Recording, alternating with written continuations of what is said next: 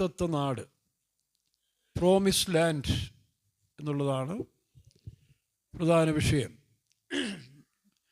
Promise land എന്ന് പറയുമ്പോഴേ, കഴിഞ്ഞ ദിവസം നമ്മുടെ സോഷ്യൽ മീഡിയയിൽ കൂടെ പഴയ ഹൈക്കോർട്ട് ജഡ്ജിയായിരുന്ന കമാൽ പാഷ, അദ്ദേഹം സത്യസന്ധമായി തൻ്റെ നീതി നിർവഹണം നടത്തിയ ഒരു മനുഷ്യനാണെന്നാണ് പൊതുവെ അറിവ്. അപ്പം അദ്ദേഹത്തെക്കുറിച്ചല്ല പറയാൻ ഉദ്ദേശിക്കുന്നത്. നമ്മുടെ ജഡ്ജിയായിരുന്ന ബ്രദർ സൈമൺ, ഞാൻ മാവേലിക്കലിലുള്ളപ്പോൾ അദ്ദേഹം അവിടുത്തെ സബ് ജില്ലാ ജഡ്ജിയായിരുന്നു. പിന്നീട് തിരുവനന്തപുരത്ത്. അപ്പോൾ ഇവർ തിരുവനന്തപുരത്ത് വെച്ച് പരിചയക്കാരും ഒക്കെ സ്നേഹിതരൊക്കെയാണ്. അപ്പോൾ ഇദ്ദേഹത്തിൻ്റെ അമേരിക്കയിലെ സന്ദർശനം ഈ ഒരു കമൻ്ററി ആയിട്ടിട്ടിരുന്നു. ഏകദേശം പല എപ്പിസോഡുകൾ ഞാനും ഒന്ന് രണ്ട് റെഫർ ചെയ്യാനിടയായി. അപ്പോൾ താൻ ഇത്രത്തോളം അമേരിക്കയിൽ കറങ്ങി, ചില 2-3 ആഴ്ചകൾ കറങ്ങി വന്നെങ്കിലും തൻ്റെ സംഭാഷണത്തിൽ ഏറ്റവും വിശേഷമായി തിളങ്ങിയ 2 വിഷയം, ഒന്ന് കാലിഫോർണിയയിലുള്ള, അല്ലെങ്കിൽ സാൻ ഫ്രാൻസിസ്കോയിൽ കാലിഫോർണിയയിലുള്ള റെഡ്വുഡ് ആ മരത്തെക്കുറിച്ചാണ്, ചുവന്ന മരം. രണ്ടാമതായിട്ട് താൻ പറയുന്നത്, എത്രയോ സൗധങ്ങൾ കാര്യങ്ങൾ കണ്ടെങ്കിലും തന്നെ ഏറ്റവും ആകർഷമായി കണ്ടത് ആ പ്രദേശത്തിലെ കൊച്ചു കുഞ്ഞുങ്ങളെയാണ്, അതുപോലെ മനോഹരമായ പൂക്കൾ. ഈ 3 കാര്യങ്ങൾ ഞാൻ ശ്രദ്ധിച്ചു. അവിടെ ഓറിഗണിലുള്ള ഒർലാൻഡ എന്ന് പറയുന്ന സ്ഥലത്തിലെ ആ സൂയിൽ കണ്ട കുഞ്ഞുങ്ങളും പിന്നീട് പല സ്ഥലത്തും താനത് വളരെ ആശ്ചര്യഭരിതനായി ആങ്ഷിയേറ്റ് എടുത്ത് സംസാരിക്കുന്നതായിട്ട് കാണാൻ കഴിയുന്നു. അപ്പം ഇത്രയും പ്രായമായ ഒരു ജസ്റ്റിസിനെ, അല്ലെങ്കിൽ റിട്ടയർഡായ മനുഷ്യനെ, തൻ്റെ മനസ്സിൽ ഏറ്റവും ആകർഷകമായ 3 കാര്യങ്ങൾ, ഒന്ന് റെഡ്വുഡ് ട്രീ, 2 അവിടെ കണ്ടതായ കുഞ്ഞുങ്ങൾ. 1.5 വയസ്സ് 2 വയസ്സുള്ള കുഞ്ഞുങ്ങൾ പോലും ഈ ഗസ്റ്റിനെ കാണുമ്പോൾ ഹായ് ഗുഡ് മോർണിംഗ്, തനിക്ക് വളരെ സന്തോഷമായ ഒരു കാര്യമായി. തന്നെയല്ല, ഇവിടുത്തെ ഓരോ ക്രമീകരണങ്ങളും, റോഡുകളും പൂന്തോട്ടങ്ങളും ആപ്പിൾ മരങ്ങളും ഒക്കെ ഇങ്ങനെ നിൽക്കുന്നത് കണ്ട് താൻ വളരെ സന്തോഷവാനായി, കൊച്ചു കുഞ്ഞുങ്ങൾ കാഴ്ചകൾ കണ്ട് പറയുന്നത് പോലെ താനിങ്ങനെ പറഞ്ഞുകൊണ്ടിരിക്കുകയാണ്. അത് യൂട്യൂബിലുണ്ട് കേട്ടോ, എല്ലാവരും കേൾക്കുന്നത് നല്ലതാണ്. അത് കാരണം അതിൽ നിന്ന് ചില പാഠങ്ങൾ നമുക്ക് പഠിക്കാനായിട്ടുണ്ട്. അപ്പോൾ നമുക്കിന്ന് ഈ റെഡ്വുഡ് ട്രീയും കുഞ്ഞുങ്ങളും പൂക്കളുമൊക്കെ താനിങ്ങനെ പറയുമ്പോൾ ഞാൻ ചിന്തിച്ചു, കർത്താവായ യേശു കുഞ്ഞുങ്ങളെ വളരെ സ്നേഹിച്ചാണ്, പ്രകൃതിയെ സ്നേഹിച്ച ആളാണ്. യേശുവിനെ തന്നെ പൂവിനോട് പലപ്പോഴും ഉപമിച്ചിട്ടുണ്ട്. ഷാരോനിലെ റോജാ പുഷ്പം, പനിനീർ പള്ളത്താക്കിൽ അല്ലെങ്കിൽ താഴ്വരയിലെ പനിനീർ പുഷ്പം, ലില്ലി പുഷ്പം, അങ്ങനെ പല പൂവുകളോടും സസ്യങ്ങളോടുമൊക്കെ ഉപമിച്ച് യേശുവിനെ പറ്റി പറയുന്നത് നമുക്ക് കാണാൻ കഴിയുന്നുണ്ട്. അവനെ നാരങ്ങ, ആപ്പിള്, മാതളം, പല രീതിയിലുള്ള പ്രകൃതിപരമായ വ്യാഖ്യാനങ്ങൾ യേശുവിനെക്കുറിച്ച് നമുക്ക് കാണാൻ കഴിയുന്നുണ്ട്. ഈ സോഷ്യൽ മീഡിയയിൽ ഒരു നന്മ എന്നാന്ന് ചോദിച്ചാൽ, മനുഷ്യരുടെ അകൽച്ചകൾക്ക് വളരെ കുറവുകൾ സംഭവിക്കാൻ ഇങ്ങനെയുള്ള കാര്യങ്ങൾക്ക് സാധിക്കും. കാരണം ജാതി മത ഭേദമന്യേ സത്യസന്ധമായ കാര്യങ്ങൾ പ്രഖ്യാപിക്കുന്ന മനുഷ്യരുടെ ഇത് കേൾക്കുമ്പോൾ മനുഷ്യർക്കുള്ള വീണ്ടും ഒരു ഐക്യവും സന്തോഷവും ഉണ്ടാകുകയാണ്. സാധാരണ അമേരിക്ക എന്ന് കേൾക്കുമ്പോൾ പലർക്കും അതൊരു സാമ്രാജ്യ ശക്തിയാണ് എന്ന് വോട്ടിന് വേണ്ടി മാത്രം വിമർശിക്കുകയും അതേസമയം ആ നാട്ടിലേക്ക് എങ്ങനെയെങ്കിലും ചെല്ലാനുള്ള ആവേശം കാണിക്കുകയും ചെയ്യുന്ന ഒരു സമൂഹത്തെയാണ് നമുക്ക് കേരളത്തിൽ കാണാൻ കഴിയുന്നത്. ഒരു കൂട്ടരെ, എല്ലാവരും അല്ല, ഒരു കൂട്ടര്. അപ്പോൾ പറച്ചിലൊന്ന്, പ്രവൃത്തി ഒന്ന്, അതുപോട്ടെ, നമുക്കതല്ല വിഷയം. അപ്പോൾ ആ വാഗ്ദത്ത നാട്ടിൽ കണ്ട 2 കാര്യങ്ങൾ നമുക്ക് ആത്മീയ വിഷയമായിട്ട് കമ്പയർ ചെയ്യുമ്പോൾ, ഒന്ന് ഈ കാലിഫോർണിയയിലെ റെഡ്വുഡ് ട്രീ തന്നെ നമുക്ക് കാണാം. കാലിഫോർണിയ എന്ന് പറയുന്നത് നമുക്കറിയാം, 1800 കാലയളവിൽ അമേരിക്കയും മെക്സിക്കോയും തമ്മിലുള്ള യുദ്ധത്തിൽ മെക്സിക്കോയിൽ നിന്ന് പിടിച്ചെടുത്ത ആ ഒരു സ്ഥലമാണ് ഈ പറഞ്ഞ കാലിഫോർണിയ എന്ന് പറയുന്നത്. അപ്പോൾ അവിടെ നമ്മുടെ സഹോദരന്മാർ കൃപയാൽ അമേരിക്കയുടെ 50 സ്റ്റേറ്റുകളിലും കാനഡയിലും അവിടെ എല്ലാം തന്നെ നമ്മുടെ സഹോദരന്മാർ പലയിടത്തും ഉണ്ട്. ചിലരൊക്കെ ഇടയ്ക്ക് എന്നെ വിളിക്കാറുമുണ്ട്. അപ്പോൾ കാലിഫോർണിയയുള്ള ഓതറക്കാരൻ ജോ, ഞാൻ ആ ഓതറ ഇരിക്കുമ്പം പഠിച്ചുകൊണ്ടിരിക്കുകയായിരുന്നു. ഇപ്പോൾ അവിടെ ഫാമിലി സെറ്റിൽഡാണ്. കഴിഞ്ഞ ദിവസം ഞാൻ ചോദിച്ചു, ജോ, ഈ റെഡ്വുഡ് ട്രീയെക്കുറിച്ച് നിൻ്റെ അഭിപ്രായം എന്താ? അപ്പോൾ അവനതിനെക്കുറിച്ച് ചില കാര്യങ്ങൾ അധികമായിട്ട് പറയാനിടയായി. അപ്പോൾ അത് തന്നെ കമാൽ പാഷ സാറും വളരെ വ്യക്തമായിട്ട് വളരെ സന്തോഷത്തോടെ താൻ അതിൽ നിന്ന് പറഞ്ഞു കൊടുത്തൊരു കാര്യം ഇതാണ്. അപ്പോൾ ഈ റെഡ്വുഡ് ട്രീസ് എന്ന് പറയുന്നത് നമുക്കറിയാം, കാലിഫോർണിയ എന്ന് പറയുന്നത് ഏറ്റവും വലിയ സൈക്ലോൺ പ്രകൃതിക്ഷോഭങ്ങളുള്ള സ്ഥലമാണ്. ഭയങ്കരമായിട്ട് കൊടുങ്കാറ്റ് എപ്പോഴും ഉണ്ടാക്കുന്ന കടൽക്ഷോഭം, സുനാമി, ഇതെല്ലാം നമുക്കറിയാം. അങ്ങനെയുള്ള സ്ഥലത്ത് ഭയങ്കര ഉയരത്തിൽ ഈ മരം വളർന്നു നിൽക്കുകയാണ്. എന്തുകൊണ്ടാണ് ഈ പ്രകൃതിക്ഷോഭങ്ങൾ അതിനെ അതിജീവിച്ചുകൊണ്ട് നിൽക്കുന്നതെന്ന് ചോദിച്ചാൽ ചില കാരണങ്ങളുണ്ട്. ഒന്ന്, അതിന് തായ്വേരില്ല. നമുക്കറിയാം, തായ്വേരില്ലെങ്കിൽ മരങ്ങൾ എപ്പോഴും പെട്ടെന്ന് വീഴാവുന്നതാണ്. നമ്മളിവിടെ നമുക്കറിയാം കുറേ ആപ്പിൾ മരം നട്ടിട്ട് ചിലതെല്ലാം നല്ലവണ്ണം ഉത്സാഹിച്ച് വന്നെങ്കിലും താഴോട്ട് പോകുമ്പോൾ കട്ടിയായ പാറകളുള്ളതുകൊണ്ട് ആപ്പിൾ മുരടിച്ചിരിക്കുന്നത് നമ്മൾ കാണാൻ കഴിയുന്നുണ്ട്. പക്ഷേ ആപ്പിളിന് വേര് സൈഡിലേക്ക് അധികം പോകത്തില്ല. എന്നാൽ ഈ റെഡ്വുഡ് ട്രീ എന്ന് പറയുമ്പോൾ അതിന് തായ്വേര് കുറവാണെങ്കിലും ഒരു 50 അടി അകലത്തിൽ ഇതിൻ്റെ വേര് പ്രതലങ്ങളിൽ കൂടെ പോകുന്നതാണ്. 5 അടി താഴ്ചയിൽ കൂടെ ഈ വേരുകൾ പോകും. അപ്പോൾ അടുത്ത വേരുകൾ ഇങ്ങോട്ട് വരും. അടുത്ത വേരുകൾ ഇങ്ങോട്ട് വന്നിട്ട് ഇത് തമ്മിൽ കോമ്പാക്റ്റ് അല്ലെങ്കിൽ കണക്റ്റഡായിത്തീരും. അങ്ങനെ ഓരോ മരങ്ങളും തമ്മിൽ കണക്റ്റഡായിട്ട് അവർ ബലം ശക്തിപ്പെട്ട് നിൽക്കുന്നത് കൊണ്ട് എത്ര കൊടുങ്കാറ്റടിച്ചാലും ഒരു മരം തന്നെയല്ല, എല്ലാ മരങ്ങളും തമ്മിലുള്ളതായ ആ കോമ്പാക്റ്റ് ടുഗദർ അല്ലെങ്കിൽ ആ ഫെലോഷിപ്പ്, നമ്മുടെ ഭാഷ പറഞ്ഞ കൂട്ടായ്മ, അതാണ് അതിൻ്റെ ശക്തി എന്ന് പറയുന്നത്. മറ്റൊന്ന്, അത് പുറമേ നോക്കുമ്പോൾ കട്ടിയുള്ള മരമായി തോന്നിയാൽ വളരെ സോഫ്റ്റ് വുഡാണ്. ആ സോഫ്റ്റ് വുഡ് ആയതുകൊണ്ട് ഏത് കാറ്റടിക്കുമ്പോഴും ഇത് വളഞ്ഞു കൊടുക്കും, താന്നു കൊടുക്കും. അതിനെ പ്രതിരോധിച്ചുകൊണ്ട് ഇങ്ങനെ മസിൽ പിടിച്ച് നിൽക്കത്തില്ല. ആ മരത്തിൻ്റെ മറ്റൊരു സവിശേഷതയാണ്. അപ്പോൾ അതിനെ താഴ്ന്നു കൊടുക്കാനായിട്ടുള്ളതൊരു വലിയ മനോഭാവം ഉള്ളതുകൊണ്ട് അതിന് ഏത് കൊടുങ്കാറ്റടിച്ചാലും അതിനെ വീഴ്ത്താൻ കഴിയത്തില്ലെന്നാണ്. അതുകൊണ്ടാണ് വർഷങ്ങളായി നിൽക്കുന്ന അനേകം മീറ്ററുകൾ ഉയരത്തിൽ അതിങ്ങനെ നിൽക്കും. വളരെ പ്രാധാന്യമേറിയൊരു മരമാണ്. അപ്പോൾ നമുക്കിതിൽ നിന്ന് മനസ്സിലാക്കാൻ കഴിയുന്നത് നോക്കണം. ഇപ്പോൾ നമ്മൾ ഈ അമേരിക്കയെക്കുറിച്ച് ചിന്തിക്കുമ്പോഴേ, അമേരിക്ക ഒരു പ്രോമിസ് ലാൻഡാന്ന് പറയാൻ കാരണം എന്താ? ഇത് നമുക്കറിയാം, അമേരിക്കയുടെ കണ്ടുപിടുത്തങ്ങൾ നമുക്കൊരു 1400 ശേഷം കൊളംബസ് ആദ്യമായിട്ട് അമേരിക്ക പോയി ഇന്ത്യയെ കണ്ടുപിടിക്കാൻ പോയ മനുഷ്യനാണ്. ഇന്ത്യയെ കണ്ടുപിടിക്കാൻ പോയ മനുഷ്യൻ അവസാനം എന്ത് ചെയ്തു? ചെന്നെത്തി അമേരിക്കയിലാണ്. അവിടെ കണ്ട ജനങ്ങൾക്ക് താൻ ഇന്ത്യക്കാരെന്നുള്ള പേര്, അങ്ങനെയാണ് റെഡ് ഇന്ത്യൻസ് എന്നുള്ള പേര് വരാൻ കാരണം. അപ്പോൾ അവിടുത്തെ ഫോർ ഫാദേഴ്സ് റെഡ് ഇന്ത്യൻസ് ആയിരുന്നു. അപ്പോൾ അവിടെ ഇരിക്കുമ്പോഴാണ് അമേരിക്കയിലെ 1600 കാലയളവിൽ നമുക്കറിയാം ഒരു ഉണർവുണ്ടായ സമയങ്ങളാണ്. രക്തമേരി എന്ന് പറയുന്ന ഒരു ചക്രവർത്തിനിയുടെ ചില ക്രൂരമായ പീഡനങ്ങളും അല്ലെങ്കിൽ പ്രതിസന്ധികളിൽ കൂടെ രക്ഷിക്കപ്പെട്ട ദൈവമക്കൾ കടന്നു പോയെന്നാണ് ചരിത്രത്തിൽ കാണുന്നത്. ആ കാലയളവിൽ അതിനു മുമ്പോ ഇന്നത്തെ എലിസബത്ത് രാജ്ഞിയുടെ കുടുംബക്കാരനായിരുന്ന തലമുറകൾക്ക് പിന്നിലുള്ള ഹെൻറി 8 അദ്ദേഹമാണ് ബൈബിൾ ആദ്യമായിട്ട് ലാറ്റിൻ ഭാഷയിൽ നിന്ന് ഇംഗ്ലീഷിലേക്ക് ട്രാൻസ്ലേറ്റ് ചെയ്തത്. അത് ലോകത്തിൽ വലിയൊരു ഉണർവിൻ്റെ സംഭവമായിരുന്നു. ഇദ്ദേഹത്തെ സംബന്ധിച്ച് ഒരു തെറ്റായ വഴിയിൽ കൂടെയാണ് താൻ പോയെങ്കിലും തൻ്റെ പ്രവൃത്തി ഏതായാലും സമൂഹത്തിന് പ്രയോജനപ്പെട്ടു. അന്ന് കത്തോലിക്ക ബാക്ക്ഗ്രൗണ്ടിലാണല്ലോ ഇംഗ്ലണ്ടിൽ വാണുകൊണ്ടിരുന്നത്, അല്ലെങ്കിൽ കത്തോലിക്കരായിരുന്നു. അപ്പോൾ ഹെൻറി 8 ഒരു ഭാര്യ തനിക്കുണ്ട്, കാതറിൻ ആനിബോൾ എന്ന് പറയുന്ന വ്യക്തിയോട് കല്യാണം കഴിക്കണം. അപ്പോൾ സഭ അതിന് അനുവദിക്കത്തില്ല. 2 ഭാര്യമാരെ അനുവദിക്കാത്തതുകൊണ്ട് എന്തെങ്കിലും ഒരാൾ മരിക്കണം, അല്ലെങ്കിൽ അദ്ദേഹം എന്ത് ചെയ്തു?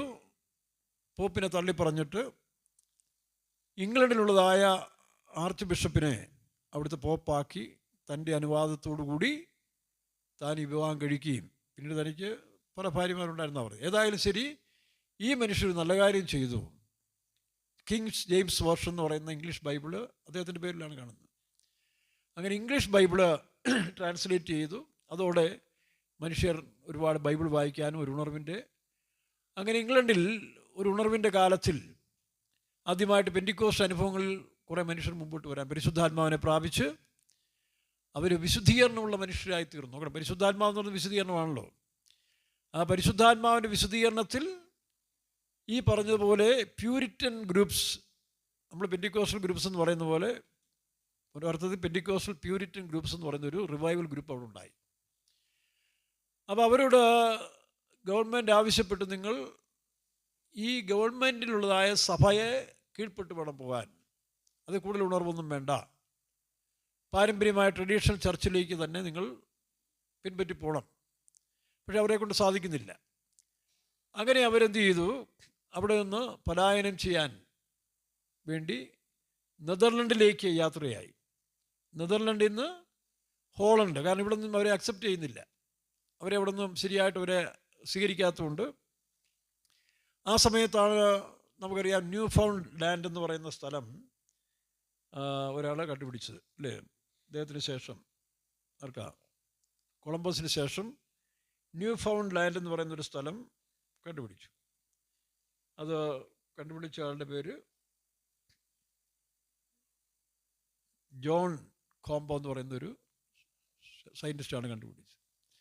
അപ്പോൾ അത് വലിയ പ്രശസ്തിയാണ്. അപ്പം ആ സ്ഥലത്തേക്ക് പോകാം. അങ്ങനെയാണ് 102 പേരടങ്ങിയതായ പിൽഗ്രിംസ് ഫാദേഴ്സ് കിട്ടില്ലേ? അമേരിക്ക എന്ന് പറയുന്നത് പിൽഗ്രിം ഫാദേഴ്സ്, അതായത് പരദേശികളായ പിതാക്കന്മാരാൽ ഉണ്ടായ ഒരു രാജ്യമാണ് അമേരിക്ക എന്ന് പറയുന്നത്, തുടക്കം. അങ്ങനെ 102 പേര് ഒരു 100 അടി നീളവും 30 അടി വീതിയുള്ളതായ ഒരു കപ്പൽ, അതിൻ്റെ പേര് മേഫ്ലവർ എന്നാണ്. മേഫ്ലവർ എന്ന് കേട്ടിട്ടുണ്ടോ? ഇവിടെ ഉണ്ടോ? ഇടുക്കിയിൽ കുമളി ഭാഗത്ത് മേഫ്ലവർ എന്ന് പറയുന്ന പൂവുണ്ടോ? കണ്ടിട്ടില്ലായിരിക്കും. ഞങ്ങളുടെ നാട്ടിൽ അതിനെ ഗന്ധരാജ് എന്നാണ് പറയുന്നത്. ഗന്ധരാജ് എന്ന് പറയുന്ന പൂവിനെയാണ് ഈ മേഫ്ലവർ എന്ന് പറയുന്നത്. പിന്നീട് ചില ഈ ഏപ്രിൽ മെയ് മാസത്തിൽ ഇങ്ങനെ താഴേന്ന് വെറും കിഴങ്ങ് മാത്രം കാണും, പക്ഷേ ഹൈ ചൂട്, സൂര്യൻ്റെ ഹൈ താപത്തിൽ താഴേന്ന് പൊങ്ങി വരുന്ന പച്ച തണ്ടും ചുമന്ന വിടർന്ന പൂവായിട്ട് വരുന്ന അതിനെയും മേഫ്ലവർ എന്ന് പറയും. എൻ്റെ ചെറുപ്പത്തിൽ എൻ്റെ മൂത്ത പെങ്ങൾ ഗവൺമെൻറ്റിലാണ് പഠിച്ചുകൊണ്ടിരുന്നത്. അപ്പോൾ അവിടുത്തെ കന്യാസ്ത്രീമാരുടെ തോട്ടത്തിൽ നിന്ന് എടുത്തുകൊണ്ട് വന്ന് ഇത് രണ്ടും അവിടെ നട്ട് ഒരു 2-3 വലിയ ചെടിയുണ്ടായിരുന്നു ഈ ഗന്ധരാജൻ. അപ്പം അന്നത്തെ കാലത്ത് ഞങ്ങളൊക്കെ സമുദായത്തിലായതുകൊണ്ട് മെയ് മാസം എന്ന് പറയുന്നത് മാതാവിൻ്റെ വണക്കമാസം. അപ്പോൾ എന്നും കൊണ്ട് ഈ പൂ പറിച്ച് ഞാൻ കൊണ്ട് വെക്കും, രക്ഷിക്കപ്പെടുന്നതിന് മുമ്പാകട്ടോ. അപ്പോൾ അതിനെയാണ് മേഫ്ലവർ എന്ന് പറയുന്ന, ഓരോ രാജ്യത്തും ഓരോ പൂവായിരിക്കും. ഗന്ധരാജ് എന്നാണ് അതിനെ മലയാളത്തിൽ പറയുന്നത് ഞങ്ങളുടെ നാട്ടിൽ. മറ്റൊന്ന് ഈ കുട പോലെ നിൽക്കുന്നതായ ചുമന്ന പൂ, അതൊക്കെ ഇവിടെയും കാണും. അപ്പോൾ ഈ മേഫ്ലവർ കപ്പലിൽ ഇവർ യാത്ര ചെയ്ത് 66 ദിവസം എടുത്തു. പ്രകൃതിക്ഷോഭങ്ങളിൽ നമുക്കറിയാം ആധുനിക കാലത്ത് ടൈറ്റാനിക് 1912-14 കണ്ട് ടൈറ്റാനിക്ക് ഇംഗ്ലണ്ടിൽ നിന്ന് അമേരിക്കയിലേക്ക് യാത്ര ചെയ്ത സമയത്ത് എല്ലാ സജ്ജീകരണങ്ങളും ഉണ്ടായിട്ട് പോലും അത് മുങ്ങിത്താന്ന് അനേക മനുഷ്യർ മരിച്ചു നമുക്കറിയാം. ഇവർ ഈ യാത്രയിൽ 66 ദിവസം ഈ പിൽഗ്രിം ഫാദേഴ്സ് അല്ലെങ്കിൽ അമേരിക്കയിലേക്ക് ചെന്ന ഇംഗ്ലീഷുകാർ, അപ്പോൾ യൂറോപ്യരാണ്, ആക്ച്വലി യൂറോപ്പിൻ്റെ ഒരു ഭാഗമാണല്ലോ ഇംഗ്ലണ്ട്. അങ്ങനെ ഇവർ അമേരിക്കയിലേക്ക് ചെല്ലാൻ പോകുന്ന കാലത്തിൽ ഈ വഴിമധ്യം ഒരുപാട് സ്ട്രഗിൾസ് ചെയ്തു. കടൽ തിരമാലകളും മറ്റു പ്രശ്നങ്ങളും എല്ലാം നേരിട്ട് അവിടെ വെച്ച് ഒരാൾ മരിക്കുകയും ചെയ്തു. 102 പേരിൽ ഒരാൾ മരിച്ചെങ്കിലും അതേ കപ്പലിൽ ഒരു സ്ത്രീ ഒരു ആൺകുട്ടിക്ക് ജന്മം നൽകി. അതിൻ്റെ പേര് ഓഷ്യാന എന്ന് പറഞ്ഞാൽ കടൽ, സമുദ്രം പേരിട്ട്. അങ്ങനെ 102 പേര് ഈ പറഞ്ഞ മസാച്യൂസെറ്റ്സ് എന്ന് പറയുന്ന ഇപ്പോഴത്തെ അമേരിക്കയിലെ ഒരു സ്റ്റേറ്റിൻ്റെ പ്ലൈമൗത്ത് റോക്ക് എന്ന് പറയുന്ന പാറയുടെ ആ കടൽ തീരത്ത് പോയി അവർ എത്തി. ആദ്യമായിട്ട് അമേരിക്കയിൽ കാലുകുത്തുന്ന പിൽഗ്രിംസ് അമേരിക്കക്കാർ അവരാണ്. അപ്പോൾ അങ്ങനെ ആ പ്ലൈമൗത്ത് റോക്കിൽ പോയി ഇറങ്ങി അവിടുന്ന് അവരെ റെഡ് ഇന്ത്യൻസ് എന്ന് പറയുന്ന ആ ഗ്രൂപ്പുമായിട്ട് ആദ്യം അവർക്ക് അക്സെപ്റ്റ് ചെയ്യാൻ കഴിഞ്ഞില്ലെങ്കിലും പിന്നീട് അവരെ സ്വീകരിക്കാൻ അതിൽ ഇംഗ്ലീഷ് അറിയാവുന്ന ഒരു മനുഷ്യനുണ്ടായിരുന്നു. താൻ സ്പെയിനിലും അവിടെല്ലാം പോയി കുറേ ഇംഗ്ലീഷെല്ലാം പഠിച്ചതായ സ്കോണ്ട എന്ന് പറയുന്ന ഒരു റെഡ് ഇന്ത്യക്കാരൻ ഇവരെ സ്വീകരിക്കുകയും അങ്ങനെ അവരെന്ത് ചെയ്തു, ആ സ്ഥലത്ത് ഇറങ്ങി കുടിലെല്ലാം വെച്ച് കൃഷികൾ ഇവരെ പഠിപ്പിച്ചു. സ്കോണ്ട എന്ന് പറയുന്നതായ റെഡ് ഇന്ത്യക്കാരനാണ് ഈ പിൽഗ്രിംസ് ഫാദേഴ്സിനെ അല്ലെങ്കിൽ ഇവരെ ഈ അഭയാർത്ഥികളെ അല്ലെങ്കിൽ പറഞ്ഞ പരദേശികളെ അവിടെയുള്ളതായ കൃഷികളെല്ലാം പഠിപ്പിക്കുകയും ഔഷധ ചെടികളെല്ലാം. അപ്പം ഇതായിരുന്നു അമേരിക്കയുടെ ഒരു സ്ട്രാറ്റജി. അങ്ങനെ അവർ വളരെ സന്തോഷമായിട്ട് അവിടെ ജീവിച്ചു വരുന്ന സമയത്ത് കൃഷിയെല്ലാം അനുഗ്രഹിക്കപ്പെട്ട് മുന്നോട്ട് വരുമ്പോഴാണ് അവരവിടെ വെച്ചൊരു ഫീസ്റ്റ്, ഇപ്പോഴും അമേരിക്കയിലെ നമ്മുടെ ഓണം പോലെ കൊണ്ടാടുന്ന ഒരു താങ്ക്സ് ഗിവിങ് സെലിബ്രേഷൻ എന്ന് പറയുന്ന ഒരു ഡേ ഉണ്ട്. അതായത് നവംബർ 4th വീക്കാണ്, വ്യാഴാഴ്ച. അതായത് 4ാമത്തെ ആഴ്ചയിൽ വ്യാഴം തേഴ്സ്ഡേ ദിവസമാണ് അവർ തിരഞ്ഞെടുത്തിരിക്കുന്നത്. അപ്പോൾ അന്ന് മുതൽ അതിങ്ങനെ ആഘോഷിച്ച് കൊണ്ടുവരാറുണ്ട്, ഇപ്പോഴുണ്ട്. അതൊരു വലിയ ചടങ്ങാണ്. നമ്മൾ ഓണം പോലെ തന്നെ വിളവെടുപ്പിൻ്റെ പെരുന്നാൾ, ഫലശേഖര പെരുന്നാൾ, പെന്തിക്കോസ് പെരുന്നാൾ എന്ന് പറഞ്ഞ പോലെ അവരാഘോഷിക്കുന്നത് ഇപ്പോഴും താങ്ക്സ് ഗിവിങ് എന്ന് പറയുന്ന ആ സെലിബ്രേഷൻ ആഘോഷിക്കുകയാണ്. അത് ഏറ്റവും ശക്തമായി കൊണ്ടുവന്നത് അന്ന് ഈ പ്യൂരിറ്റൻസിൻ്റെ പിൽഗ്രിം ഫാദറായ വില്യം ബ്രാഡ്ഫോർഡ് എന്ന് പറയുന്ന ആളാണ് ഇവരുടെ ലീഡർ, ഈ 102 പേരുടെ. പക്ഷേ അൺഫോർച്ചുനേറ്റ്ലി അതിൽ പകുതി പേര് ഈ കാലയളവിൽ അവിടുത്തെ കഠിന രോഗവും പ്രകൃതിക്ഷോഭം മൂലം മരിക്കുകയുണ്ടായി. ബാക്കി ഏകദേശം 50 പേരോളം, 50 എന്ന് പറയുന്നൊരു തുടക്കമാണല്ലേ, പെന്റിക്കോസ്റ്റ്. അങ്ങനെയാണ് അമേരിക്കയിലെ കോളനികൾ ആരംഭിക്കാൻ തുടങ്ങിയത്. അങ്ങനെ 1556 മുതൽ 1700 കാലയളവിൽ, ഈ കാലങ്ങളിൽ മനുഷ്യൻ അവിടുന്ന് ഇവിടുന്നെല്ലാം കുടിയേറാൻ തുടങ്ങി. സ്പെയിന്, ഡച്ച്, പോളണ്ട്, ഇങ്ങനെ പല സ്ഥലത്തു നിന്ന് കുടിയേറിയ ആ കുടിയേറ്റക്കാരായ ആളുകളാണ് അമേരിക്കയിലെ ആദ്യത്തെ സ്റ്റാർട്ടിങ് നടക്കുന്നത്. അങ്ങനെ ആ കാലങ്ങളിൽ തന്നെ അവർക്ക് ആരംഭകാലത്ത് വലിയ ക്ഷാമമുണ്ടായി. ഈ പ്യൂരിറ്റൻസ് പറഞ്ഞ പെന്റിക്കോസ്റ്റുകാർ ആ ക്ഷാമം വന്ന സമയത്ത് അവർ ദൈവത്തോട് ഉപവസിച്ച് പ്രാർത്ഥിക്കാൻ തുടങ്ങി. അപ്പോൾ നല്ല മഴ, അതിനുശേഷം എല്ലാ വർഷവും നല്ല വിളവ്. അങ്ങനെയാണ് ഈ പറഞ്ഞ താങ്ക്സ് ഗിവിങ് അവിടെ ആരംഭിക്കാൻ കാരണം. അപ്പോൾ നമുക്കറിയാം ഈ കാലയളവിൽ കോളനികൾ വിപുലീകരിക്കാൻ തുടങ്ങി. അവിടെ സെൻറ്റ് അഗസ്റ്റിൻ എന്ന് പറയുന്ന സ്ഥലത്താണ് ഇവർ പിന്നീട് ആരംഭിച്ചത്. അതിനുശേഷം ജെയിംസ് ടൗൺ, പിന്നീട് അത് വ്യാപിച്ച് ബൂസ്റ്റൺ തുറമുഖം വരെയും. അപ്പോൾ ഇംഗ്ലീഷുകാരെന്ത് ചെയ്തു, വീണ്ടും അവിടുന്ന് ആധിപത്യം നടത്തി ഇവരെ ടാക്സും പല കാര്യങ്ങളൊക്കെ ഇവരെ അടിമപ്പെടുത്താൻ തുടങ്ങി. അങ്ങനെയാണ് അവിടുത്തെ സ്വാതന്ത്ര്യ സമരം 1700, അതായത് ജോർജ് വാഷിങ്ടൻ്റെ 1774-75 കാലയളവിൽ അവിടുത്തെ ആർമി ചീഫായി ജോർജ് വാഷിങ്ടൺ നിയമിക്കുകയും, ജോർജ് വാഷിങ്ടനാണ് അവിടെ ആദ്യത്തെ പ്രസിഡന്റ് നമുക്കറിയാം. പിന്നീട് 1860-65 കാലങ്ങളിൽ എബ്രഹാം ലിങ്കൻ അടുത്ത നവീകരണ കർത്താവാണ്. ഈ കാലങ്ങൾക്ക് ശേഷമാണ് അമേരിക്ക ശരിയായൊരു ഫോം, പിന്നീടാണ് 50 സ്റ്റേറ്റൊക്കെ ഉണ്ടായി ഈ അമേരിക്ക ഇന്ന് കാണുന്നത്. അപ്പോൾ ഇതിൻ്റെ സ്റ്റാർട്ടിങ് വളരെ മനോഹരമാണ്. അപ്പോൾ ഈ കമാൽ ഭാഷ സാറ് സഞ്ചരിച്ച സ്ഥലങ്ങളെല്ലാം പറയും ഇതൊരു സ്വർഗതുല്യമായ അവസ്ഥകൾ കാണുക എന്നാണ്. ഇത്രയും മനോഹരമായൊരു സ്ഥലം, വൃത്തിയായി ഭംഗിയായി പഴവർഗ്ഗങ്ങളും പൂക്കളും എല്ലാം നിറഞ്ഞതായി മനോഹര ദേശത്തെക്കുറിച്ച് അദ്ദേഹം എടുത്തു പറയുന്ന ഈ 2 കാര്യങ്ങൾ കൂടുതലായിട്ട് പറയുന്നുണ്ട്. അവിടെ കുട്ടികളെ, അപ്പോൾ കുഞ്ഞുങ്ങളെ കണ്ടത് എൻ്റെ സന്തോഷം, പൂക്കൾ നിറഞ്ഞിരിക്കുന്നു. അപ്പോൾ ഇത് ഒരു അനുഭവം. ഇന്ന് അമേരിക്ക നമുക്കറിയാം എന്തുമാത്രം പ്രശ്നങ്ങളും കലാപങ്ങളുമാണ് ഒരു ഭാഗത്ത് നടന്നുകൊണ്ടിരിക്കുന്നത്. മനുഷ്യരെ കൊല്ലുക, വെടിവെച്ച് കൊല്ലുന്നതൊക്കെ ഉണ്ടായി. ഇതൊരു വാഗ്ദത്ത നാടായിട്ടാണ് ആ കാലങ്ങളിൽ ഈ പിൽഗ്രിംസ് കരുതിക്കൊണ്ടിരുന്നത്. അപ്പോൾ ആ വാഗ്ദത്ത നാടിൽ ഈ പറഞ്ഞ പോലെ ഇപ്പോഴും ജനങ്ങൾ അങ്ങോട്ട് കുടിയേറിക്കൊണ്ടിരിക്കുകയല്ലേ. ഈ പറഞ്ഞ ഒരു കാലത്ത് കടൽ കടക്കാൻ പാടില്ല എന്ന് ഉപദേശിച്ചുകൊണ്ടിരുന്ന ആളുകൾ പോലും അങ്ങോട്ടല്ലേ പോകുന്നേ. കടൽ കടക്കാൻ പാടില്ലെന്ന കാലത്തിലാണ് ഗാന്ധിജിയും സുഭാഷ് ചന്ദ്രബോസും സ്വാമി വിവേകാനന്ദനും ഒക്കെ പോയി നല്ല നല്ല കാര്യങ്ങൾ കണ്ടുപിടിക്കാൻ സാധിച്ചു.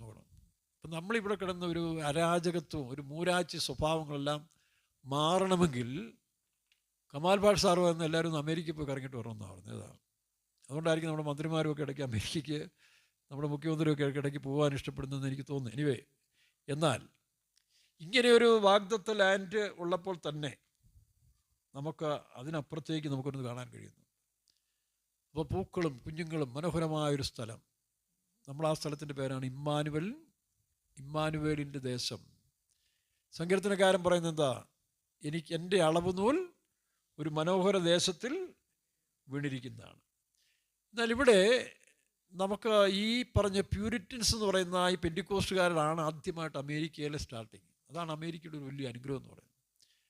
അത് ഏകദേശം ഈ പറഞ്ഞ പോലെ 1620 മുതൽ 1962 കാലയളവ് വരെയും ആ ഒരു അന്തരീക്ഷം ഇങ്ങനെ നഷ്ടപ്പെടാൻ സൂക്ഷിച്ചിരുന്നു.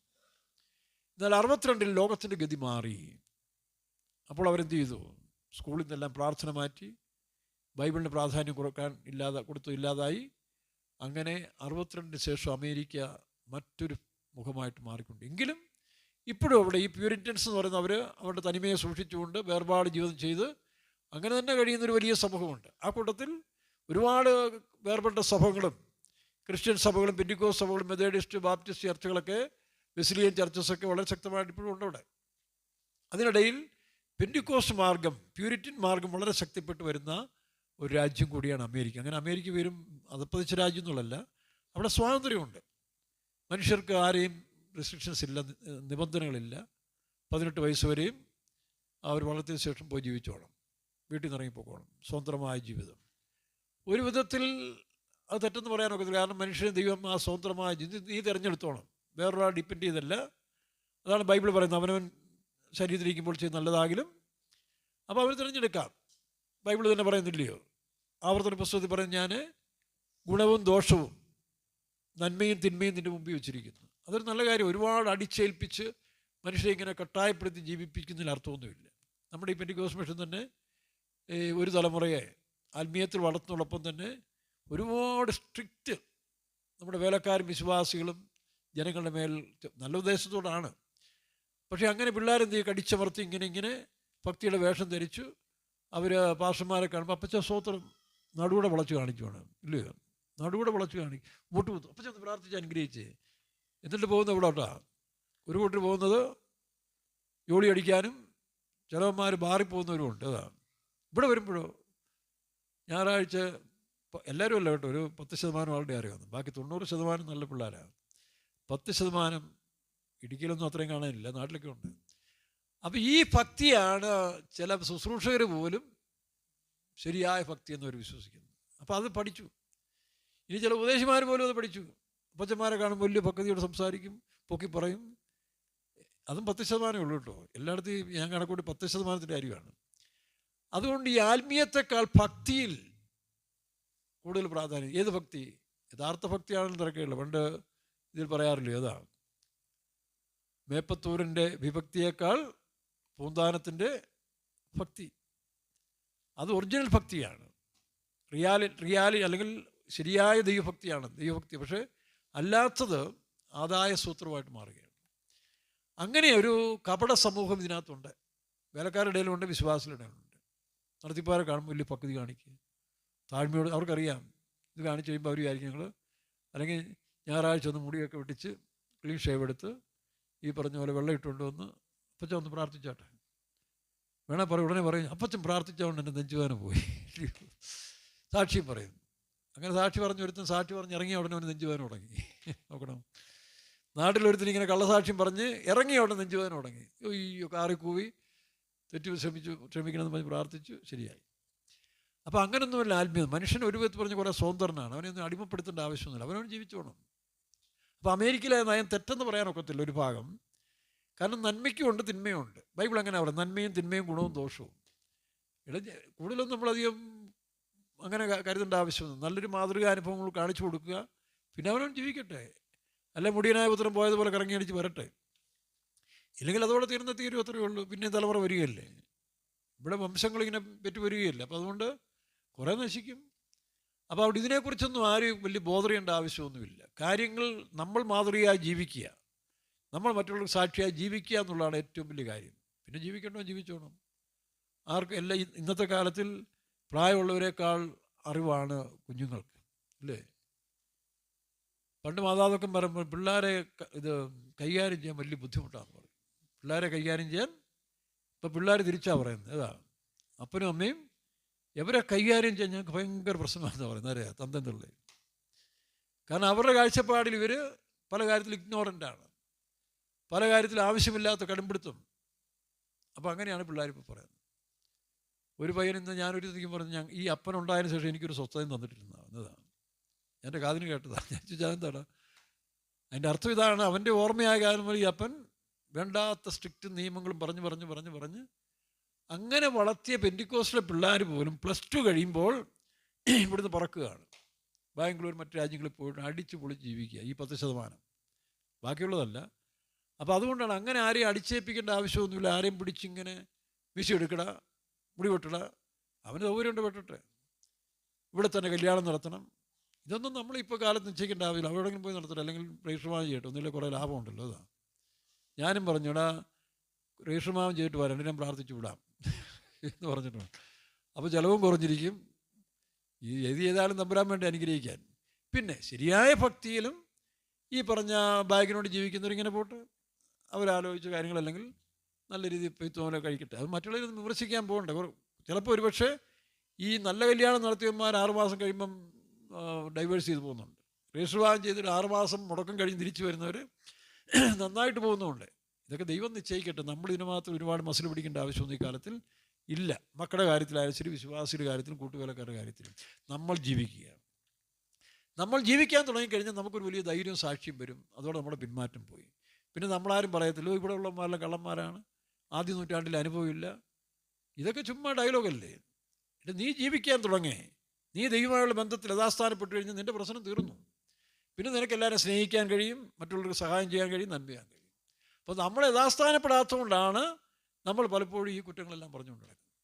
അതുകൊണ്ട് അത് മാറ്റിയെടുക്കാം. അപ്പോൾ കമാൽ പാഷ സാർ പറഞ്ഞ പോലെ അമേരിക്കയിലെ കാഴ്ചകൾ തന്നെ ഏറ്റവും വലിയ സ്പർശിച്ചത് ഈ കൂട്ടായ്മയുടെ ബന്ധമാണ്. അതാണ് കോമ്പാക്ട് ടുഗദർ. ഈ പ്യൂരിറ്റൻസ് അമേരിക്കയിൽ ചെന്ന് അവരൊരു കൂട്ടായ്മ ആരംഭിച്ചു, പ്രാർത്ഥനാ കൂട്ടായ്മ. 1620 21 അവിടെ ഉണ്ടായ പ്യൂരിറ്റൻ കൂട്ടായ്മയ്ക്ക് കോമ്പാക്റ്റ് ടീം എന്നാണ് കൊടുത്തിരിക്കുന്നത്. ശ്രദ്ധിച്ചോണം, കോമ്പാക്റ്റ് ടീം. ഇംഗ്ലീഷുള്ളവരെടുത്തോണം. 122 സങ്കീർത്തനം നമ്മൾ വായിക്കുമ്പോൾ അതേ വാക്യം അവിടെ പറഞ്ഞിട്ടുണ്ട്. നോക്കണം.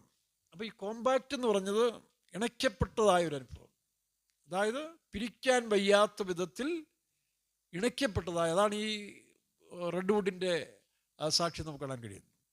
അതിങ്ങനെ വേരുകൾ 50 അടി അകലത്തിൽ പോയി തമ്മിൽ ഇണക്കി, അല്ലെങ്കിൽ കോമ്പാക്റ്റ് ഒരു ശത്രുവിനും അത് നേരിടാൻ കഴിയില്ല. അപ്പോൾ കൂട്ടായ്മയുടെ ബലം അങ്ങനെയാണ്. ഞാൻ പഠിച്ച സമയത്തിൽ ഒരു കന്യാസ്ത്രീ ഒരു ചൂലുമായിട്ട് ക്ലാസ്സിൽ വന്നു, ലൂയിസ് മേരി. നല്ലൊരു ഇതാണ്. അന്നൊക്കെ പിള്ളേരല്ലേ, വീടുകൾ പല വീടുകളിൽ നിന്ന് വരുന്ന പിള്ളേരൊക്കെയാണ്. അവർ ബെഞ്ചാ 10-40 പിള്ളേർ കാണും. ഈ വീടുകളിലൊന്നും അത്രയും ഡിസിപ്ലിൻ എല്ലാവരും കാണത്തില്ലല്ലോ.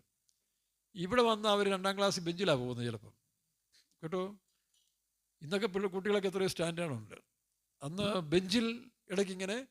അപ്പോൾ എല്ലാവരും ക്ലാസ്സിൽ നിന്ന് വെളിയിലിറങ്ങും. അതാ ഈ കന്യാസ്ത്രീ അമ്മയാണ് എന്ത് ചെയ്യുന്നത്. അയ്യോ, ഞാൻ അത്ഭുതപ്പെട്ടു പോയി. ഒരു മടിയും കൂടാതെ അതെല്ലാം കഴുകി ആ കൊച്ചിനെ കൊണ്ട് സ്റ്റാഫ് റൂമിൽ കൊണ്ടുപോയി അല്ല കുളിപ്പിച്ച്.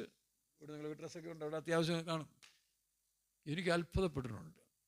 ഞാൻ അതിനുശേഷം മദ്രാസിലൊക്കെ പോയിട്ട് തിരിച്ച് വരുമ്പോൾ ഞാൻ ഈ കന്യാസ്ത്രീ അന്വേഷിച്ച് അവർക്കൊരു പ്രസൻറ്റേഷൻ കൊടുക്കാൻ വേണ്ടി. കാരണം നല്ല സ്നേഹവും മാധുര്യമുള്ളൊരു സ്ത്രീ. അപ്പോഴത്തേക്ക് ഞാൻ വർഷങ്ങൾക്ക് ശേഷം തിരിച്ച് നാട്ടിൽ വന്ന് അന്വേഷിച്ചപ്പോൾ അവർ മരിച്ചുപോയി. ഗുണം അവിടെ ജാതിയോ മതമോ ഒന്നും നോക്കത്തില്ല. അപ്പോൾ അതാണ് ആ ക്രിസ്തുവിൻ്റെ സ്നേഹത്തിൻ്റെ മറ്റൊരു പതിപ്പ്. അപ്പം ഇങ്ങനെ കൂട്ടായ്മയുടെ ഒരു വലിയ ബന്ധം ക്രിസ്തീയ ജീവിതത്തിൽ അത് വലിയ പ്രാധാന്യമാണ്. അതാണ് തമ്മിൽ ഇണക്കിയ നഗരം എന്ന് പറയുന്നത്. ആത്മാക്കൾ തമ്മിലുള്ള വലിയ ഐക്യം. ആദ്യ 1 നൂറ്റാണ്ടിൽ നമുക്കറിയാം രക്ഷിക്കപ്പെട്ടതായ ദൈവജനങ്ങൾ അപ്പോസ്തലപ്രവൃത്തി 2-ാം അധ്യായത്തിൽ വിശ്വസിച്ചവരുടെ മനസ്സ് ഏക ഹൃദയവും ഏക മനസ്സുമായിരുന്നു. നോക്കണം, അവിടെ ആ കൂട്ടായ്മ ശക്തമായിരുന്നു. അതാണ് സഭയെന്ന് പറയുന്നത്. അതാണ് പുതിയ യെരൂശലേം എന്ന് പറയുന്നത്. 122-ാം സങ്കീർത്തനം 2-3 വാക്യം വായിച്ച്.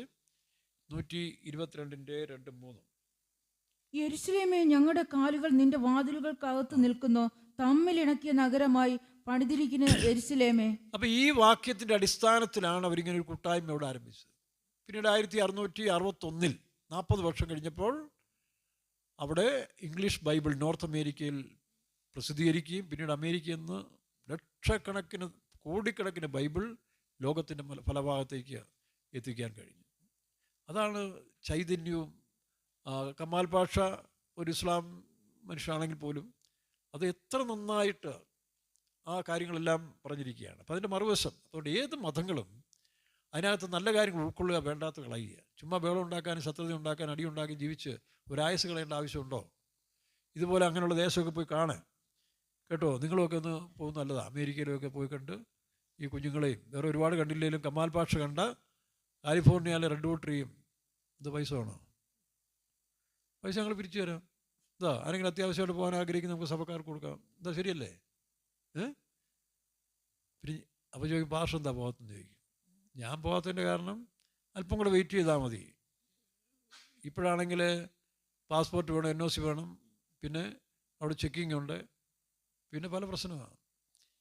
ഈ ഒരല്പം കൂടെ വെയിറ്റ് ചെയ്ത് കഴിഞ്ഞാൽ നമുക്ക് രൂപാന്തര ശരീരം കിട്ടും. കർത്താവ് വരും, രൂപാന്തര ശരീരം പ്രാപിച്ചു കഴിഞ്ഞാൽ പിന്നെ ഒരുത്തിൻ്റെ ആവശ്യമില്ല. നിമിഷങ്ങൾ കൊണ്ട്, സെക്കൻഡ് കൊണ്ട് ലോകം മുഴുവൻ കറങ്ങാൻ പോവുക. അന്ന് പിന്നെ ഈ പറഞ്ഞ ഒരു ടെററിസ്റ്റും ഇല്ല, ഒന്നുമില്ല. ഇത് കൃത്യമായിട്ട് ശരിയായതുകൊണ്ടാണ് നമ്മളിങ്ങനെ ഇതിനകത്ത് കിടക്കുന്നത്. ഒരുത്തും ചോദിച്ചു, പാർഷത്തിന് ഈ TPM കിടക്കും, ഇത് അടിമത്തുമാരുടെ സഭയല്ലേ, അടിമകളുടെ സഭ. ഞാൻ ഈ അടിമത്തത്തിനൊരു സുഖമുണ്ടെന്ന് പറഞ്ഞു. അതാ, ഈ അടിമത്തത്തിന് ഒരു സുഖമുണ്ട്. എന്താ?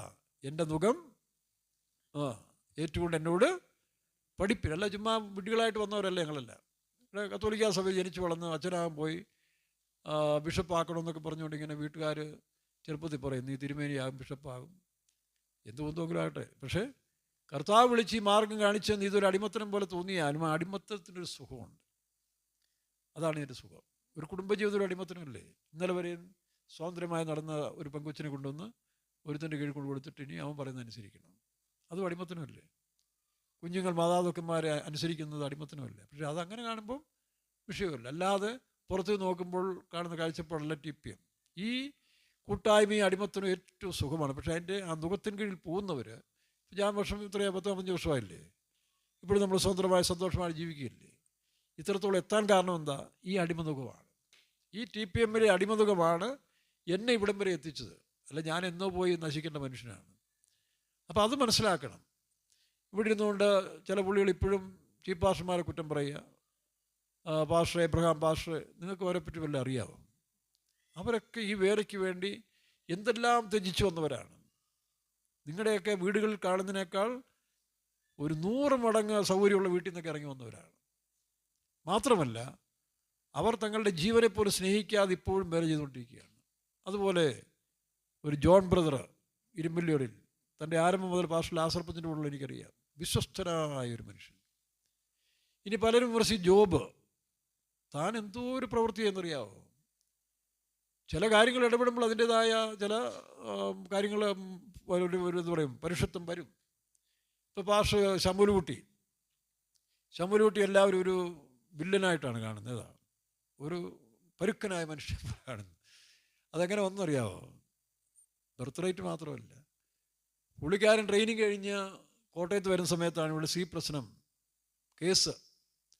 തൻ്റെ ആയസിൻ്റെ നല്ല ഭാഗവും കേസും വഴക്കുമായിട്ട് കോടതിയും KT തോമസ് വക്കീലാണെന്ന് പിന്നീട് ജഡ്ജി, അദ്ദേഹത്തിൻ്റെ മകനിപ്പോൾ നമ്മുടെ നിക്കിയുടെ കൂടെ നിക്കി അവരുടെ കൂടെ വർക്ക് ചെയ്യുന്നുണ്ട് എറണാകുളത്ത്. അപ്പോൾ അങ്ങനെ കേസും വഴക്കും ലോയും അല്പസ്വല്പം കള്ളത്തരവും പറഞ്ഞ് ഇങ്ങനെ തട്ടിപ്പും വെട്ടിപ്പും എല്ലാം വേണമല്ലോ, കാരണം ലോകത്തിൻ്റെ കേസല്ലേ. ഇങ്ങനെ വളർന്ന് വന്ന് എല്ലാവരും പറയും ചമ്മലൂട്ടിക്ക് ആ സ്പിരിറ്റ് ഉണ്ടെന്ന് പറയും.